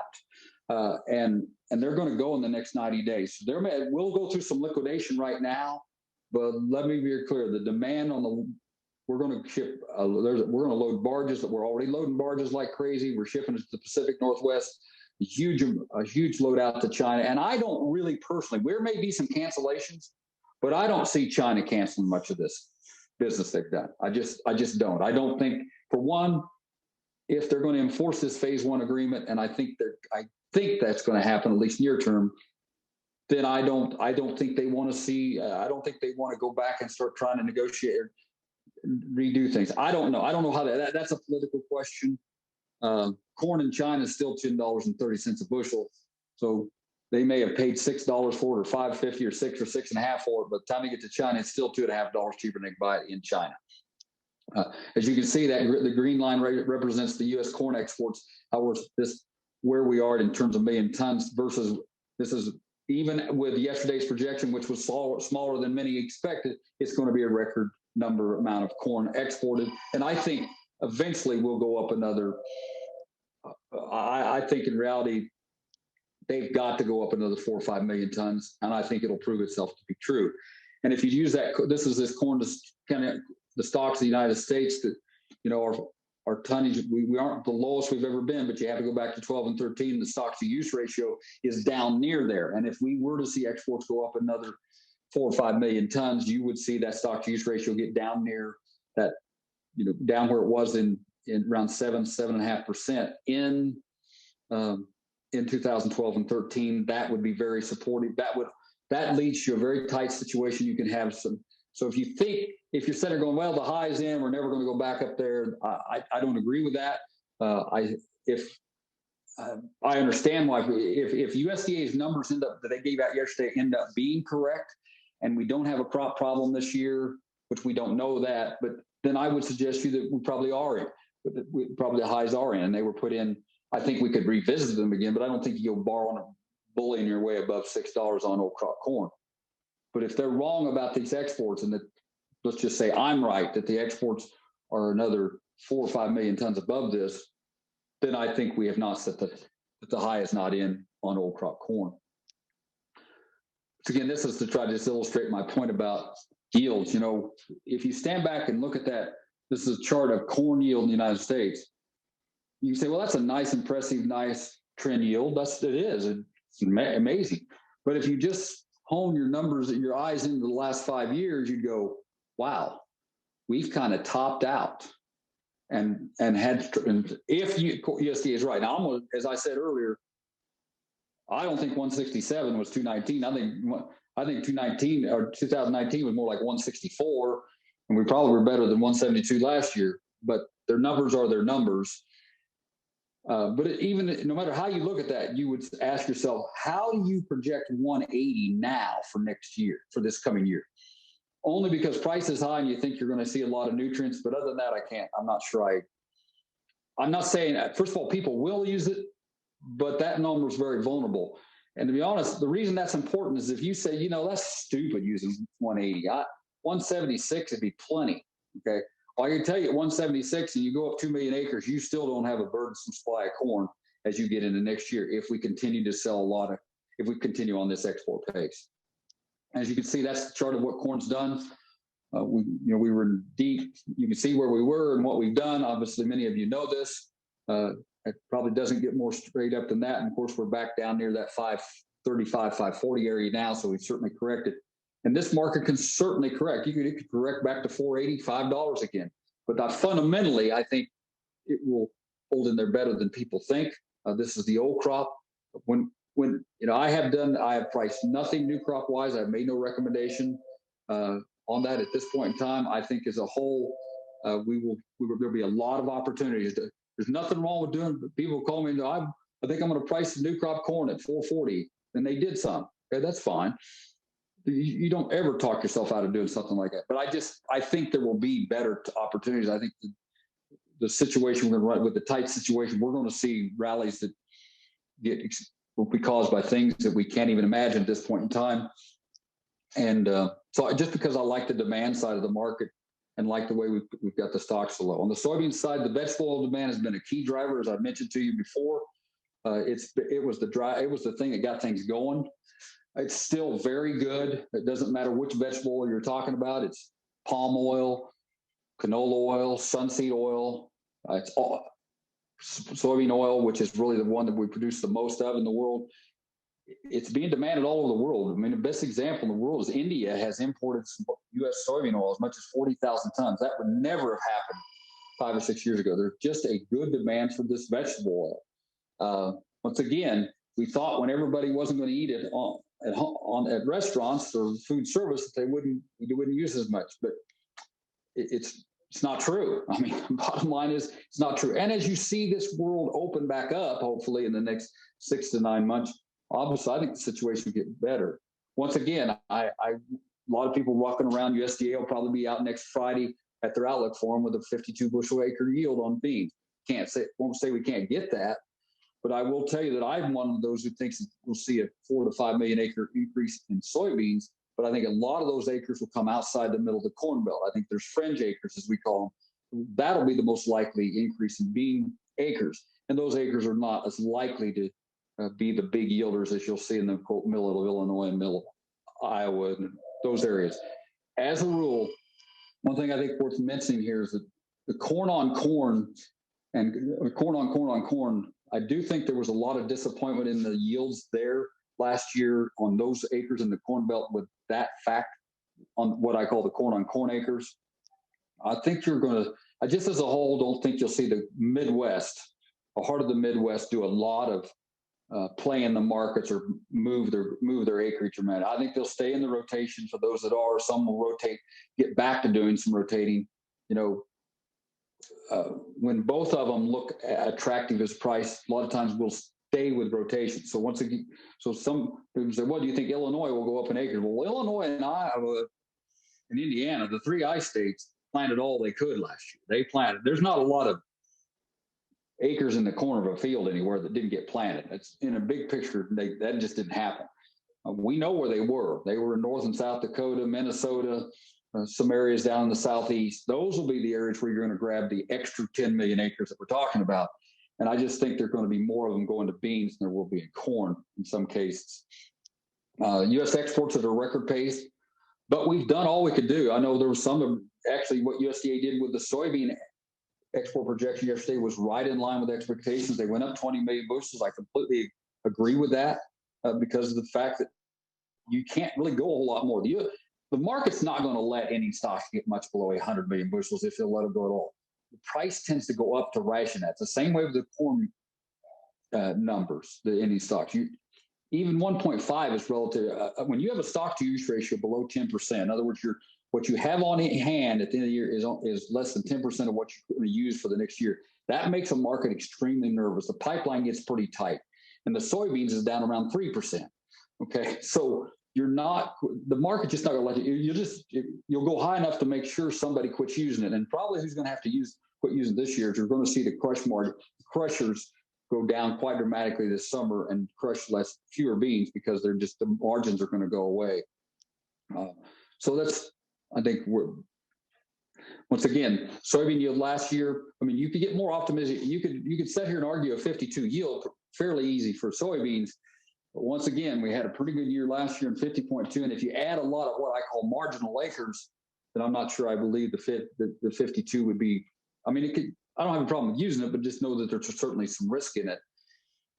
And, as a whole, once again, even if the yield's 52, and even if you go up 3 to 4 million acres, if China continues to buy at the pace they've been buying, and I think maybe buy more because of I think their import needs are going to be more than what you even thought, than what we think down even next year, because their hog herd just get bigger and bigger. Then I think his reality is you're really not talking about. You're still not talking. It's still very hard to show me that you think any stocks will go above 200 million bushels if you even have a yield of 52 in the upcoming year. As you can see, there's the soybean export picture. You can see 1920. There's your trade war. It all spells itself out pretty easily now. And there's what I was talking about. You can see that the blue line is the stocks to use ratio, down around 3%. We've dropped our stocks dramatically. And the ratio, those are very, very, I mean, those are levels that we saw back in 11, 12, and 13. And now you might say, well, Daryl, then why aren't we $16, $18? Excuse me. And the answer is that, once again, and this is something that we have to remind ourselves of, is that South America is bigger than they were in 2012 and 13. Even with the concerns we have in Brazil and Argentina this year, and some early yields are not very good, but they have so many more acres. They've just continued to expand their acreage, especially Brazil, on soybeans, and that's not going to change for a while. And if we think they're going to plant less beans next fall, we're crazy. I mean, they're staring at new crop prices, $11, $12, $13. They go after it. That's what they do, and we'll be the same way. So the difference is that if South America was no bigger today than it was in 2011 in terms of acreage, we'd be $20 on beans. Okay, so that's your difference. As you see, that's the soybean chart. See where we've come. Obviously, we were there. This rehashes where we were last spring and even last fall, and then just took off. All demand led. You just write China right up that orange line, and you're going to explain almost all of it, or all of Asia. Okay. On the wheat market, unfortunately, things aren't really a lot better there than wheat, in my opinion, is still generally a follower. The overall fundamentals still a little bit burdensome. The positive factors that much of the exportable supply in the world is held in really pretty strong hands right now. In other words, the world stocks are high, but if you sit there and go, okay, well, let's just look at the stocks in the countries that export a lot of wheat, such as the Black Sea region, which would be Ukraine, Russia, EU. They all export wheat. Of course, Australia does, Canada does, the United States, and Argentina. That hits most of them. And the overall stocks in those states in those countries added together are really not as near as burdensome as they were 3 years ago. Now, once again, the problem is the whole world has a big chunk of stocks, and that includes a lot of importers, and they may not need as much. The other problem that wheat continues to struggle with is the overall demand on a food demand basis throughout the world. The good news is what has happened this year is, with this run up in corn price, is that we have seen a significant increase in wheat feeding. We always feed a lot of wheat in the world. And I know we in the United States, we are so blessed with, we raise so much corn. We'll feed wheat, and we're going to probably feed some wheat this summer, but we're not big wheat feeders. We're just, The reality is that we have, in large parts of the world, wheat is still the feed grain crop. And when corn goes higher, they will use wheat. And that's helping us dramatically, given the current situation. So overall, pretty good. You know, that's why I call it a follower. A lot of uncertainty about Russia and Ukraine crop as we go into the spring. And really, again, you could spend an hour on this, but you don't want to because it's kind of boring. But really, where we're at with the wheat is all eyes are on what's going to happen in Russia. I mean, we're getting a good lesson this year in what happens to socialist/communist countries when grain prices go higher. You know, Russia's been the major exporter of wheat and corn in the world for several years. What's happened in Russia this year is actually quite interesting. Last year they had a record wheat crop and a really large corn crop too, or feed grain crop. The only thing that happened is last fall it got extremely dry, so their winter wheat crop went in very late and in pretty dry conditions. They got some rain late in November, and they went in late and really kind of got it finished up. But it's not in good shape. It's still pretty tough. And the same is generally true of Ukraine, but I want to focus more on Russia here, because what happened is, so they're sitting on this last year's crop that was pretty big, and they were exporting pretty rapidly. They've been exporting, but really, as a percent of their total crop, they weren't they weren't ahead of where they were.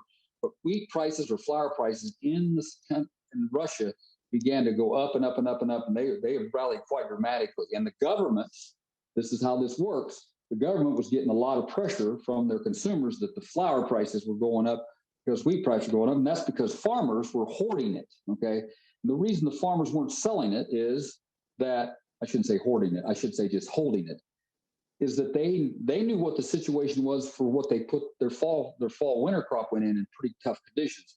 They also grow quite a bit of spring wheat, and they knew that they looked at how dry the overall conditions were. They weren't they're still not real optimistic about the upcoming year, about the crop, but they're certainly not optimistic about their winter wheat crop. The reason that's important is so they held on their wheat and said, we're not going to sell it. So the internal prices kept going up. They exported a lot of wheat, and the government got a lot of pressure, and that you have a record crop, but yet you're seeing prices in some cases double. That pressure got to the government, the communist government, and what have they done? They went in and said, okay, if you're going to export wheat out of Russia after March 1, we're going to put basically a $60 a ton export tax on it. The same thing has happened in Argentina. When corn prices started to rally, they put one on and they took it off. They get a lot of pressure internally from, if you will, consumers, and that causes a lot of times that's what. And Argentina's situation is they're in such bad debt situation. They're down there that they end up, once you saw corn and soybean prices rally, they wanted to they already have a big export tax. They wanted to increase that export tax in order to try to get some more revenue into the government. Let me tell you what, that sounds so extreme. You just sit there going, wow, I can't imagine. I mean, what a terrible place to live. Well, get ready. You may see it more than you think here, because we may see things like that. I don't think we'll see it in the next couple of years, but you ever have something like, you take prices to where you want them to go, you might be surprised at what can happen because they spend so much money on agriculture. And it's a scary thought from that standpoint, as you see this is how these countries react to higher grain prices. But the reality is strength in the corn certainly pushes wheat into feed rations, and the best example of that is the EU. Winter wheat acres did go up last fall a little bit. It's again, wouldn't call it dramatic, but at least it stopped the slide since 2013. Harvested, I would expect a little tick up in harvested acres. The overall condition of the U.S. winter wheat crop is just okay. A lot of areas are pretty decent. We've got some decent moisture recently, but there's a lot of areas that are still, of course, eastern Colorado, that western Kansas border, pretty tough. Western Nebraska's been pretty tough. But we all know that. Tell me what the moisture situation is going to be for March and April. We can tell you what the wheat yield's more likely to be. I'm not real optimistic that. As a matter of fact, I think there's some acres that could get tore up in certain acres. I've already said also, I think the hard red spring acres will be acres that will be sacrificed in the spring to the north. Now, some of you might, why would anybody in North Dakota grow hard red spring wheat, given where the soybean and corn prices are? Because there's a lot of areas in North Dakota that wheat's really all you can grow. Not everybody lives in the Red River Valley of North Dakota. And you also got to remember that you go out in some of those areas of central North Dakota and you grow soybeans on it. It's a real sacrifice because of the fact that they have so few daylight hours, their growing season so much shorter. They're really good hard red spring growers. And it's not like hard red spring wheat is $3, but it is down there around $6. So wheat exports have gotten a little better over the last 3 years, came off their lows, but this is still not a vibrant market. We really, to get back to where wheat prices want wheat prices to be, we need to be exporting 1.1 billion bushels a year, and we're just not doing it. Once again, it's better than the lows, but it's not great. As you can see, the wheat stocks in the United States, we've got that stocks to use ratio at least down to 40%. That's still not very good. Not near where we were in 2013, but it's better than where we were at 55%. So it's gotten better as a whole. The world situation hasn't got a lot better, but as I mentioned to you before, don't forget, for example, if you take China out of this deal, it looks a lot better because China's not going to export wheat.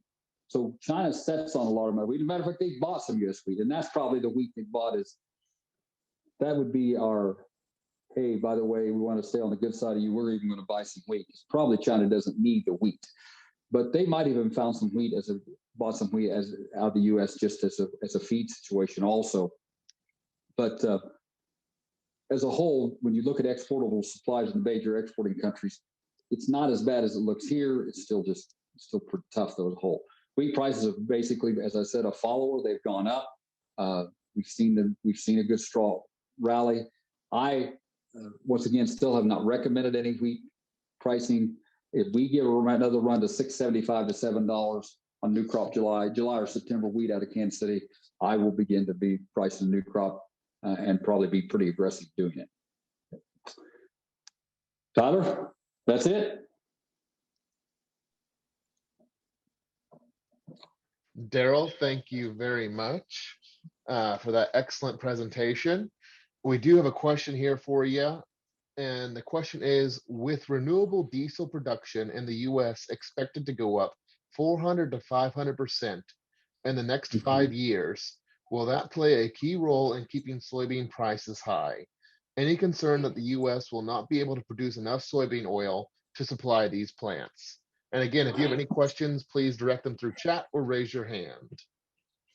Yeah, that's a really good question, and that's what we're using as the projection right now, and that's why vegetable oil is a big deal. Now, keep in mind, biodiesel also can classify into some other friendly oils, but I think soybean oil is still I think the answer, the question, I could almost answer the question with a question, and the real question is, will the food side of the vegetable oil market bid the soybean oil market away from the biodiesel, or can the biodiesel get enough help from the quote federal government that they can bid the soybean oil away from the food market? And that's what I think that's why I'm still very optimistic that we're going to see higher prices, and the higher prices than maybe people think, because I really feel that we're going to see, there's going to be this push in the biofuels market. Now, I'm going to tell you that I'm pretty optimistic in this couple of years, but as I said earlier, I have concerns about 4 and 5 years down the road. I'm actually a little more friendly biodiesel than I have real concerns about what will ethanol look like in 6 or 7 years. Last I checked, you can't fill a Tesla up with ethanol. It just doesn't work. And that's where this world's going right now. I think it's a huge mistake. I won't get into that. I'm not trying to take sides on the thing. I'm just simply I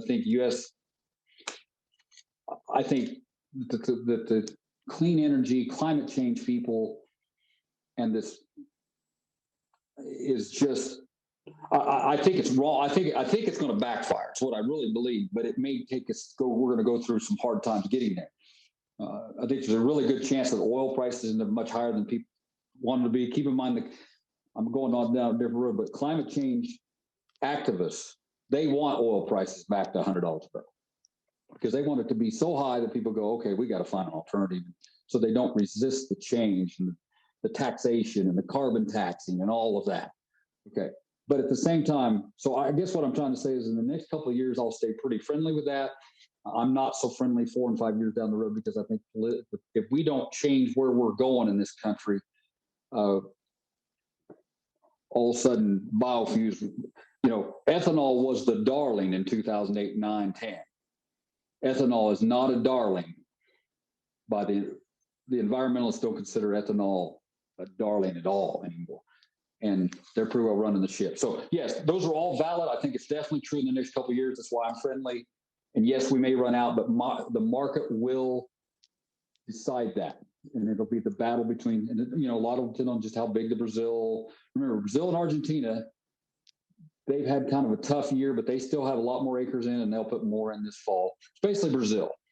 They just have too much ground that they can pull on. All right. Thank you, Daryl. Real quick, we want to share a video from the Citizen State Bank on kind of what we do on our ag side for lending and Terra Financial. And then after that, we will bring up Mike Smith to be our next presenter. So.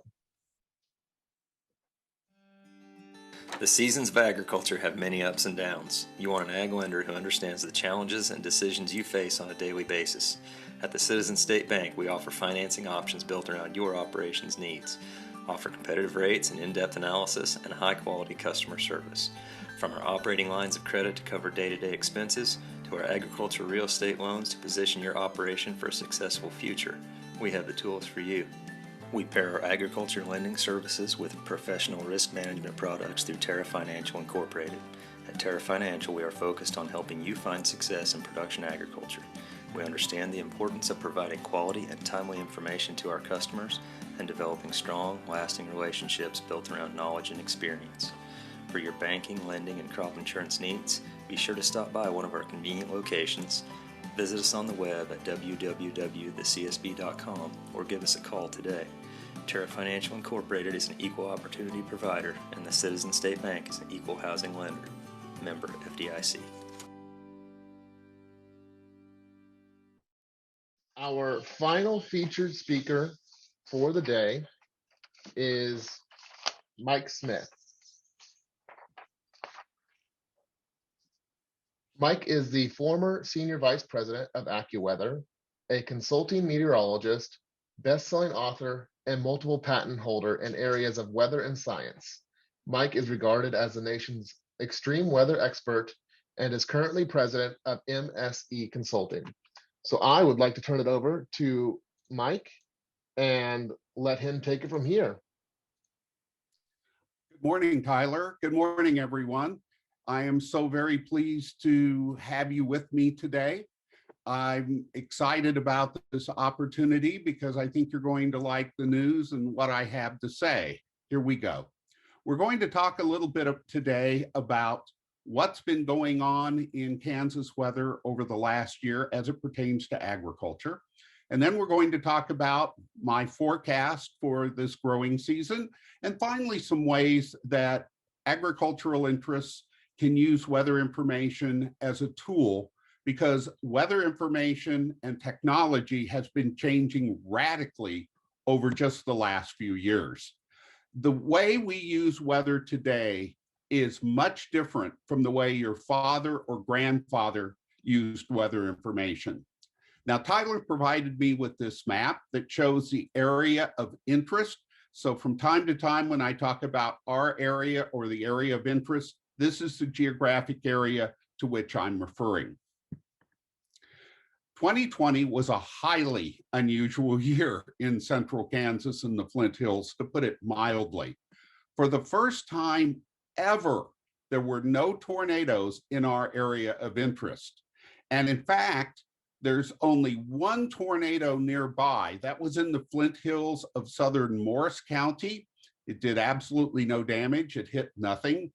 There was another tornado straight north toward the Nebraska border Up in eastern Marshall County's Flint Hills, again, it hit nothing and did no damage. If you look, there were no tornadoes at all in central Kansas, about normal tornadoes over the western third of the state, but it was a far below normal year as far as tornadoes were concerned across Kansas. As recently as 15 years ago, this map wasn't even possible. This is a map of cloud to ground lightning strikes across the entire United States. And in Kansas, the lightning strikes were below normal over Harvey, Marion, McPherson, Saline, and southern Dickinson counties, and about normal elsewhere. That more or less corresponds to the precipitation amounts we had in 2020. But if you take a look down by Coffeyville, there's kind of an interesting area down there. Those two bright white areas represent as much lightning in 2020 as is typically recorded in the lightning capital of the world of Central Florida. They didn't have all that much rain, so it's kind of interesting that Osage County in Oklahoma and down around Coffeyville, Kansas had so much lightning last year. That does bring up one thing I would like to mention to agricultural interests. Without fail, every single year, we hear of farmers and ranchers being struck by lightning bolts, and they say it was out of the blue. The sky was blue right ahead. And certainly that's what shows up in this photo taken by a friend of mine in the Flint Hills. You see the thunderstorm off to the left, but the lightning bolt strikes 8 miles away from the thunderstorm. So you're not safe even if the thunderstorm and the rain have passed. Never go outside while you can still hear thunder, and it's probably a good idea to wait 10 or 15 minutes after the thunder ends. Now in 2020 in Wichita, the average temperature was 58.1 degrees, which is 1.1 degrees warmer than usual.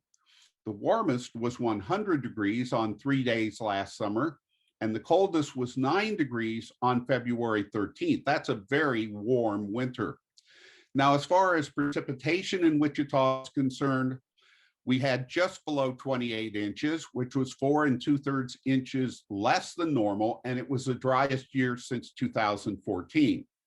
But most of you don't live in Wichita. Here's a map of the precipitation across the entire state in 2020.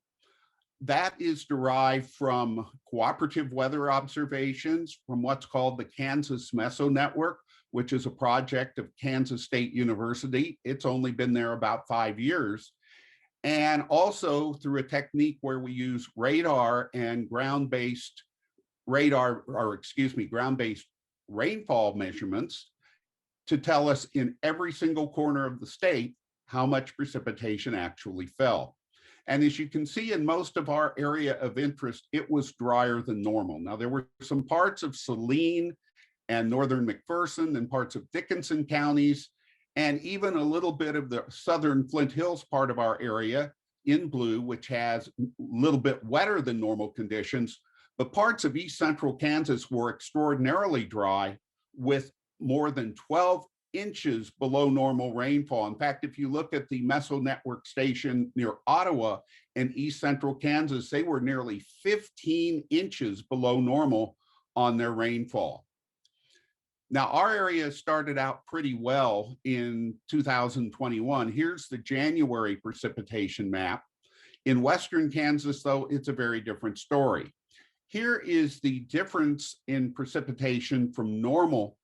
Over the southeastern 2/5 of the state and throughout our area, we had normal or significantly above normal moisture in January. Over the western part of the state, though, the drought continues. February up until yesterday, with the exception of a few counties in far northern Kansas and one small cluster in south central Kansas, the moisture has been relatively light.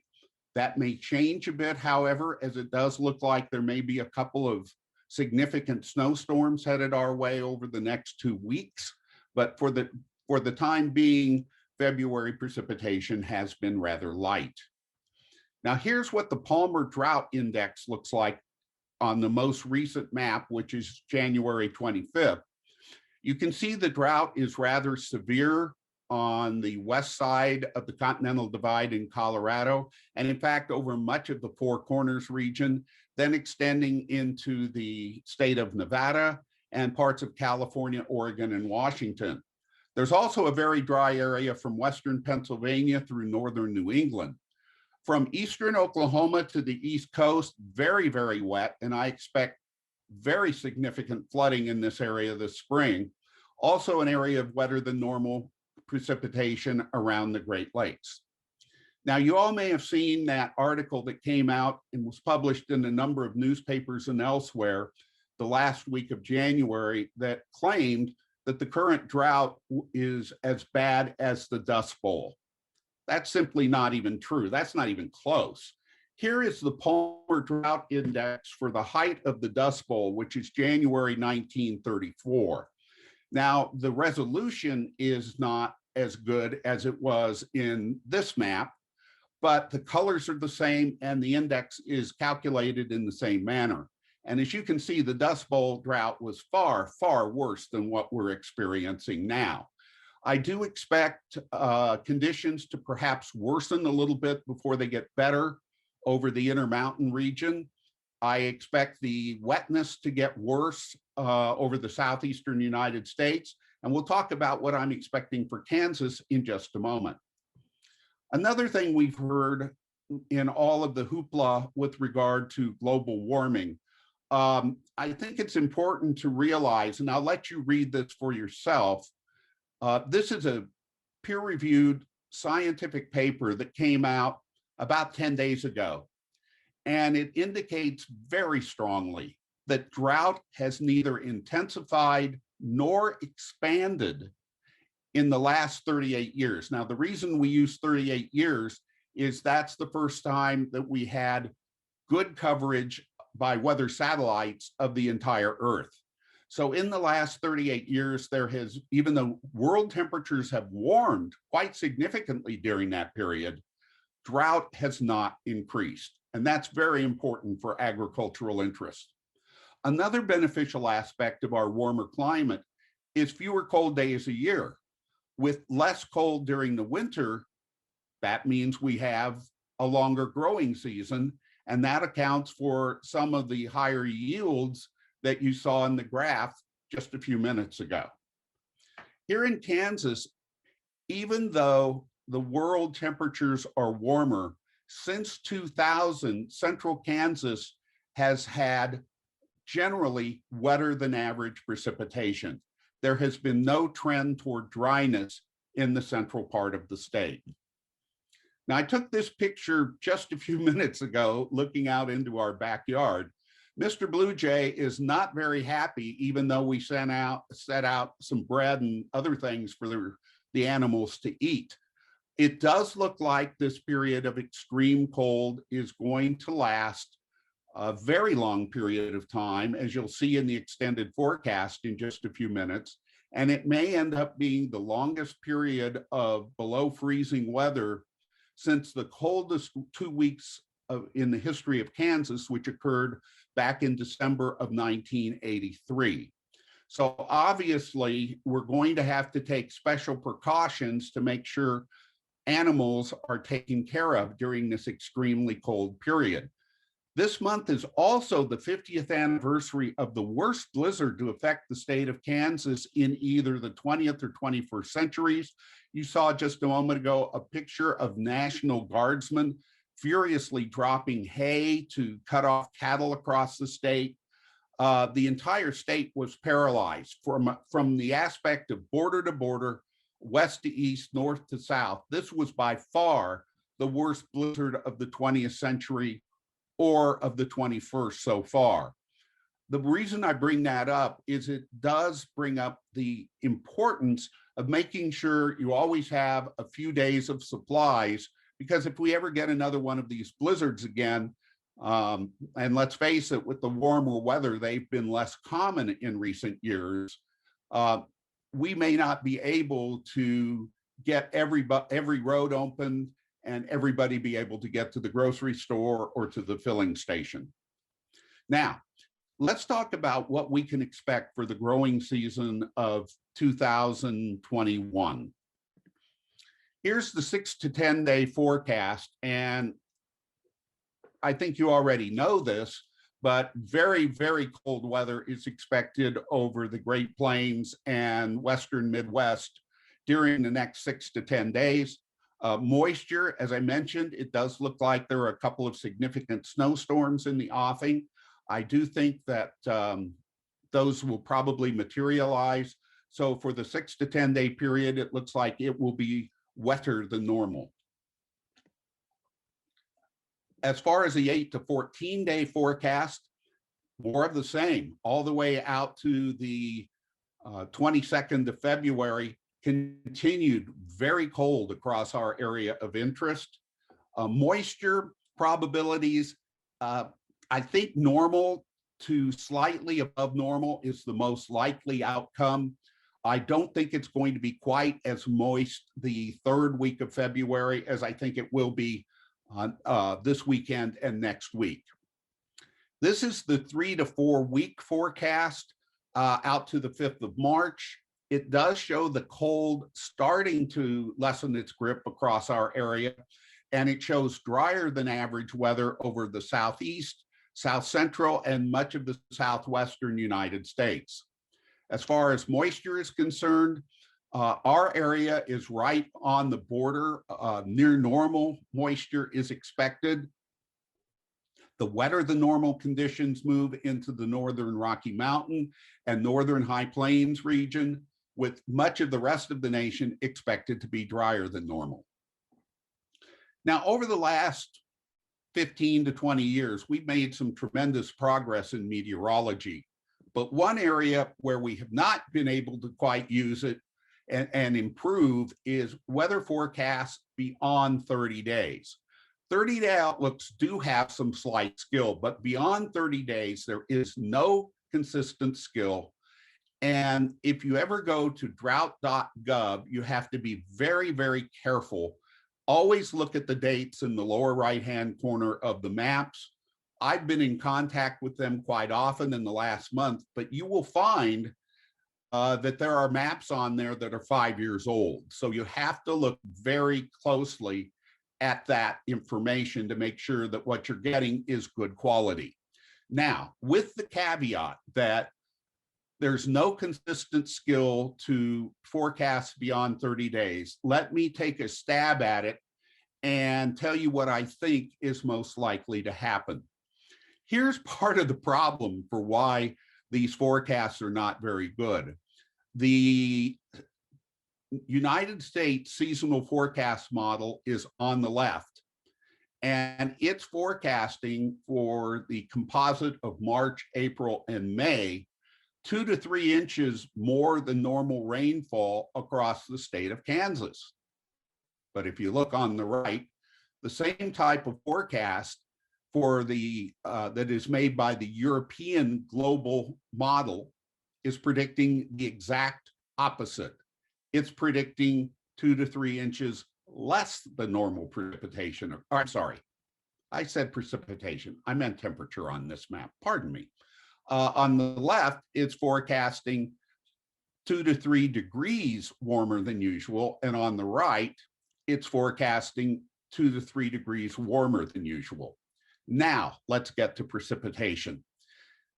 Again, diametrically opposite. Across the state of Kansas, we're looking at anywhere from 6 to 7 inches more rainfall than average for the spring period of March, April, and May. But the European model forecasts the exact opposite, with about 3 inches less rainfall than normal. Now, what I've done is I've taken some techniques that are independent of the models and also looked at the model's biases for the last 6 months. And here's what I've come up with. For our area of interest, I think temperatures for March, April, and May averaged out are going to be near normal, and I think it's going to be wetter than normal. The European model has forecast dry weather, which was fine up to a point. But as you know, December was moist in a number of areas of Kansas, and January was quite moist across areas of Kansas, yet the European model continued to forecast dry. But if you look at the CFS model, it indicated dry weather across much of the region back in the autumn, but it correctly picked out the switch to wetter than normal conditions. So it's the one that's been performing better. And some of the other techniques I use also indicate wetter than normal conditions.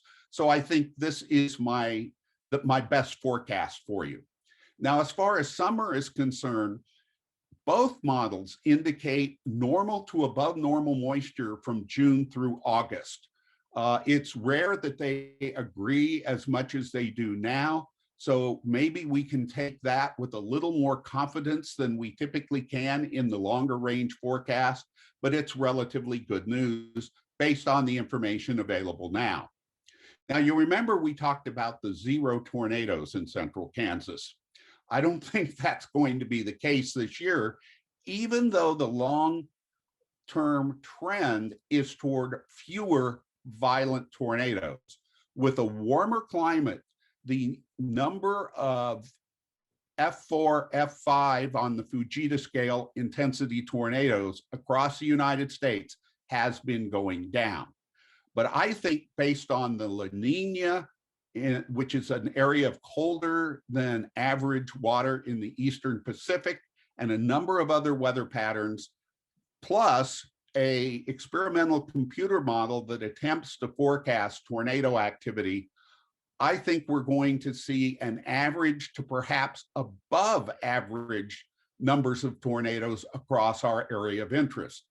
Now, of course, I have to state, we don't know if the tornadoes are going to hit a town, or we don't know if the tornado will be in the middle of the Flint Hills, like the one tornado near our area last year. There's no way to forecast that. So please don't take this map as a predictor of damage or anything else, but it does indicate that we could flip back to a rather active tornado season in 2021. Now, we've made huge advances in our ability to warn of tornadoes and other storms, even during the last 5 years. And I want to go back to a storm in January outside of Birmingham to illustrate. You may recall that the awful, horrible Udall tornado occurred at 10:30 at night. And that's one of the reasons the death toll was so very high.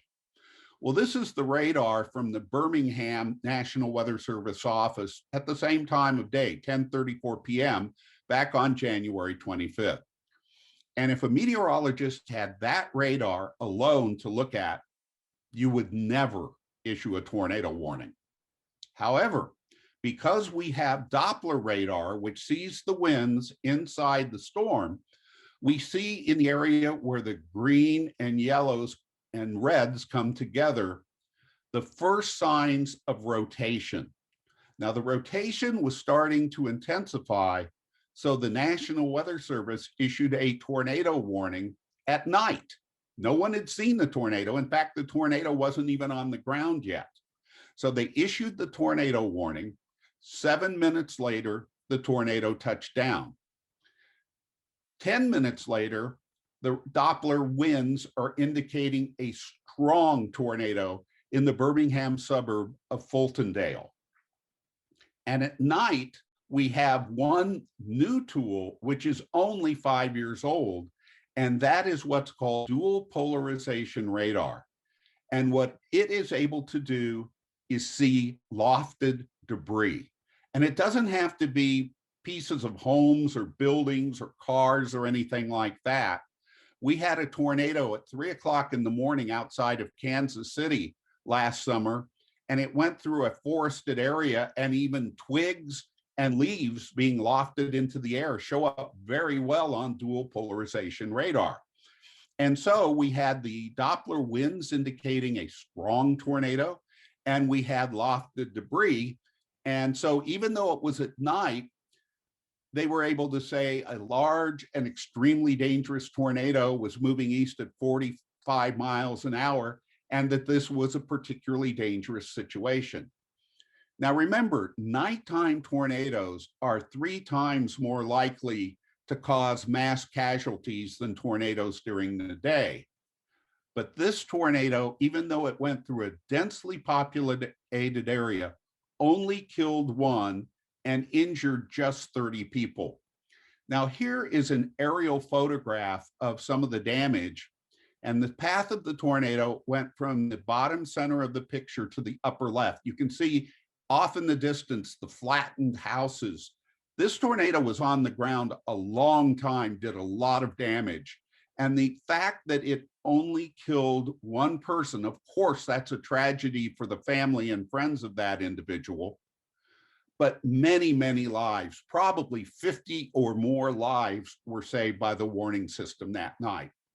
And if you tend to doubt that, take a look at this photo. That board is shaped like a spear. And according to the person on Twitter, Mr. Sessoms, they got their baby and wife out of the bedroom to shelter because their weather radio went off during the night. And he would have been sleeping there when that spear came penetrating the windows of his home, had it not been for the tornado warning.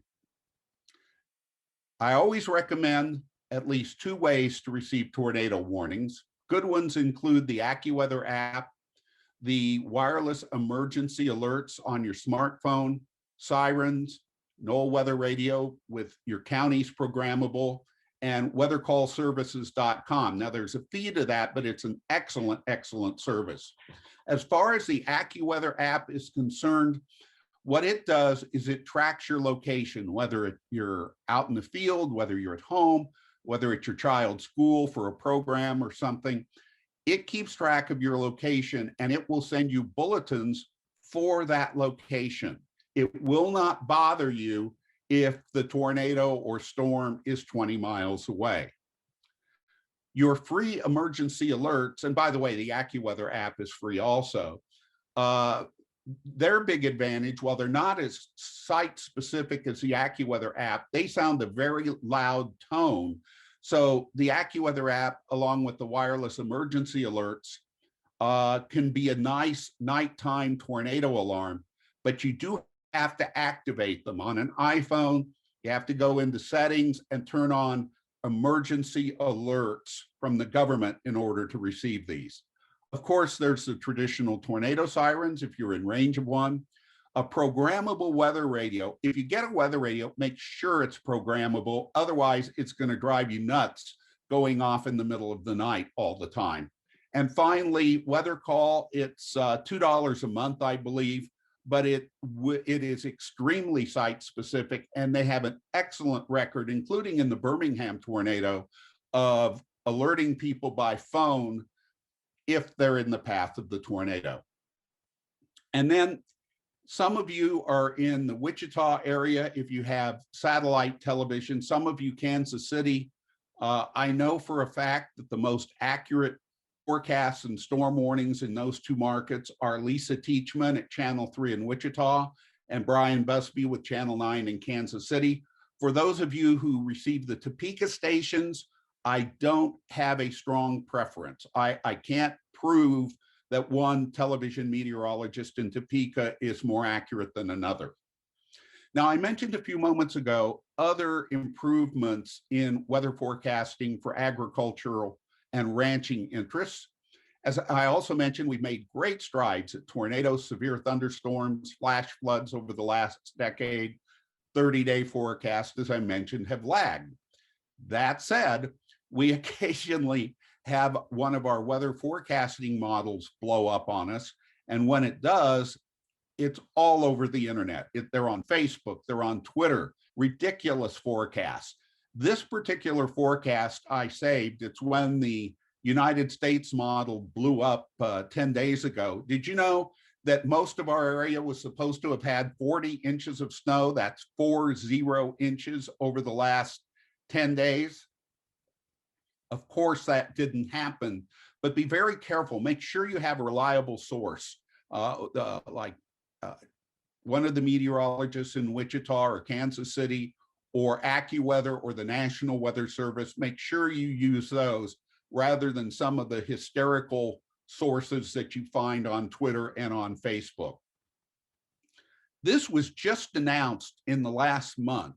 The Kansas Meso Network, which is a network of densely spaced weather stations sponsored by Kansas State University, has now come out with an animal comfort index, and the early reviews on it are excellent. I really suggest that you check this out, and in order to access it, it's free. You don't need a password or anything like that, but if you want to write down the URL, I recommend, especially during this period of dry, damp weather, that you keep up on the Animal Comfort Index, because I think there's a lot of benefit there. Another tool that's only been available during the last 5 years is the ability to send wildfires from satellite. This was a tremendous fire that formed near Alva, Oklahoma, and moved into south central Kansas, doing so much damage back in 2016. And circled are active fires. And then if you look at that sort of stripe that's light red in color from the lower left into the lower center part of the picture, those are areas where there are hot spots. And this satellite detection of wildfires is so good now that often we are able to detect the wildfire from space 10 to 12 minutes before smoke is even visible. We now have the situation on days with high wildfire potential where the National Weather Service is calling local fire departments and saying, hey, you need to check out a certain area. And there have been a lot of fires the last few years that have been nipped in the bud by the ability to detect them using weather satellites. As you know, before it merged with Evergy, or Kansas City Power and Light, to create Evergy, Westar Energy was a very, very strong proponent of new types of weather information to make better forecasts so they know when to have crews available when a big storm may occur. Well, this past June, I went out in an area where the mesoscale model was forecasting strong thunderstorms, and sure enough, I found a farmer harvesting his wheat.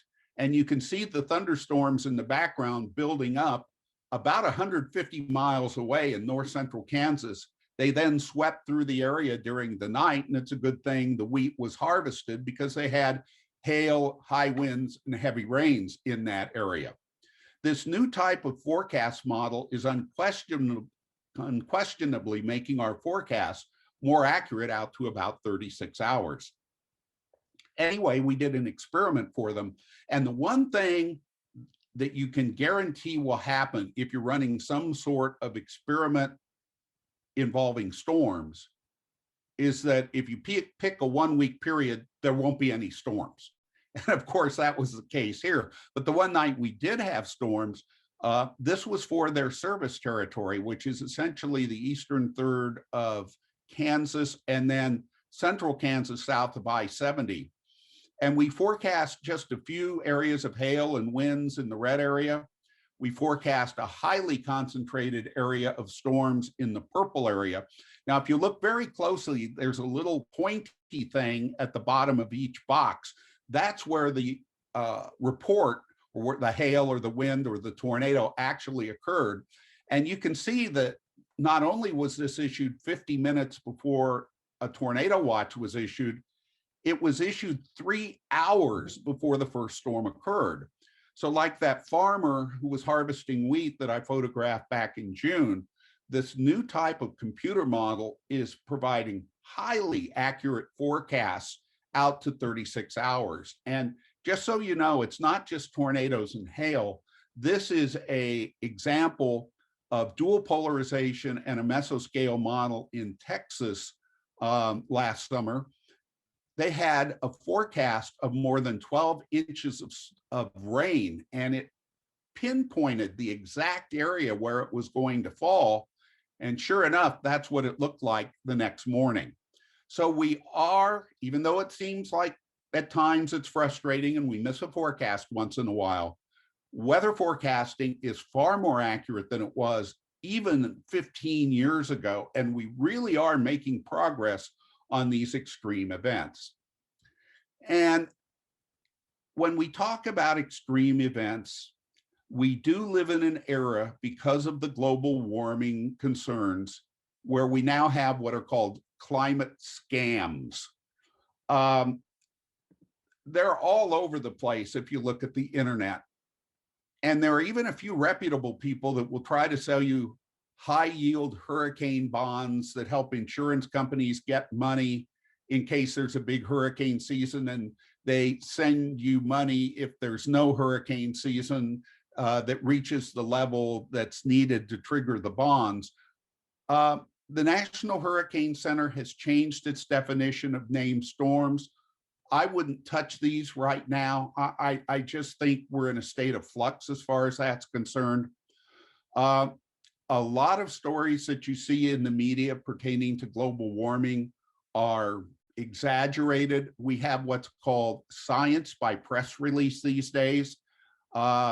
A university will put out a press release about some new finding, and if you look at the bottom center where it says IPC climate report warns extreme level events will occur frequently, well, that story was based on a press release.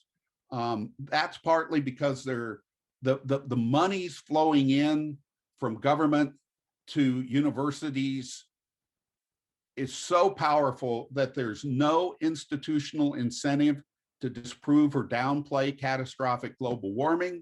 And the study in question had to be retracted because it didn't even come close to passing peer review. So what we have is we have these press releases that come out before the article in question is ever published in a scientific journal, and a lot of them are just plain wrong. So, so far, global warming is not hurting us in Kansas. If anything, it's helping us. And I just don't spend much time worrying about it myself. Now, to wrap up before we take any questions for our area of interest, I think for spring, we're going to have near normal temperatures, and it will be a wetter than normal spring for the months of March, April, and May. And then I think the summer is going to be wetter than normal.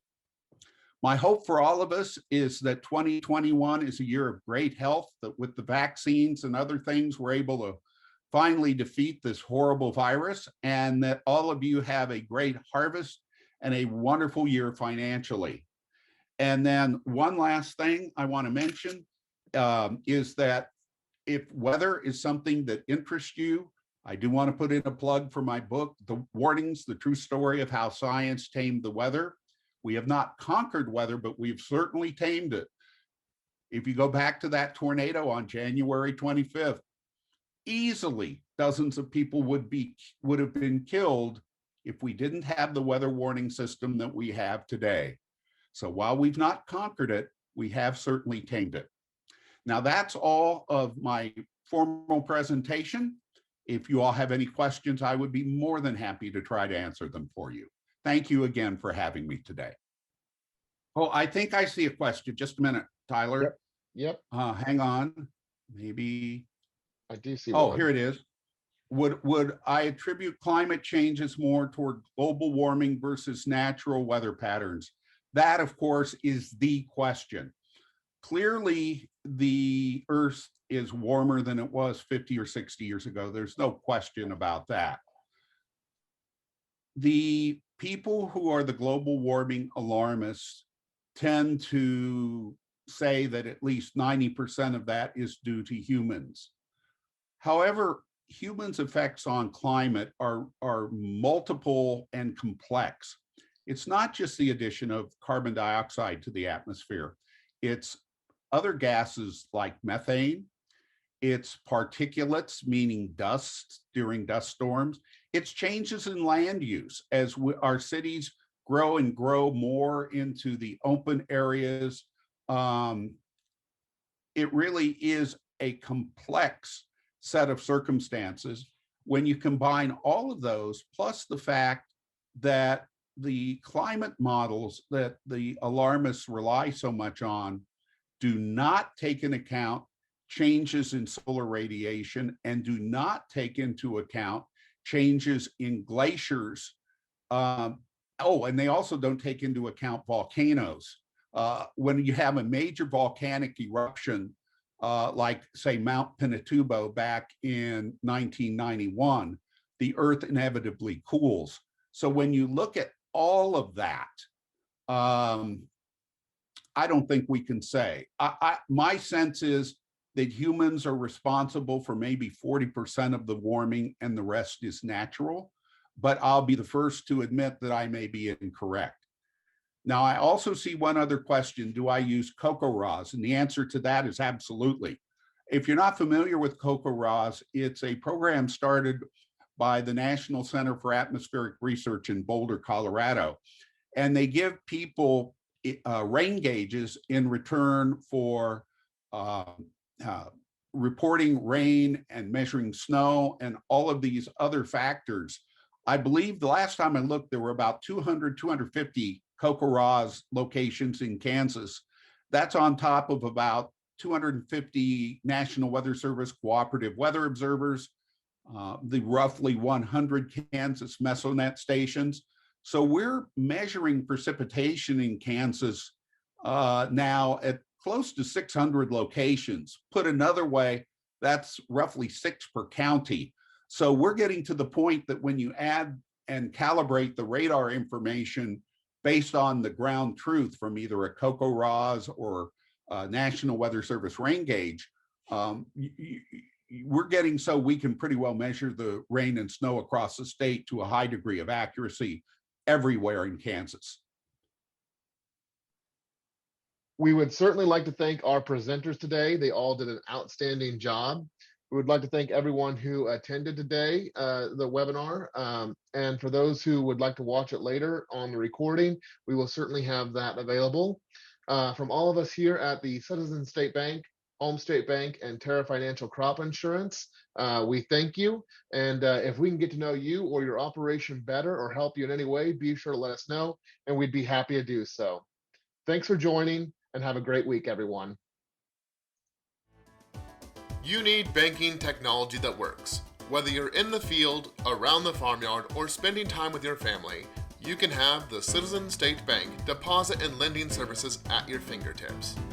At the Citizens State Bank, we provide many convenient banking options, from our easy-to-navigate website to our convenient mobile app to our local call team professionals. We combine all of our banking technology with our friendly staff to provide a great customer experience. Mobile deposit, electronic signature, virtual appointments, and more are just a click away. For your banking and lending needs, be sure to stop by one of our convenient locations, visit us on the web at thecsb.com, or give us a call today. The Citizens State Bank, member FDIC, an equal housing lender.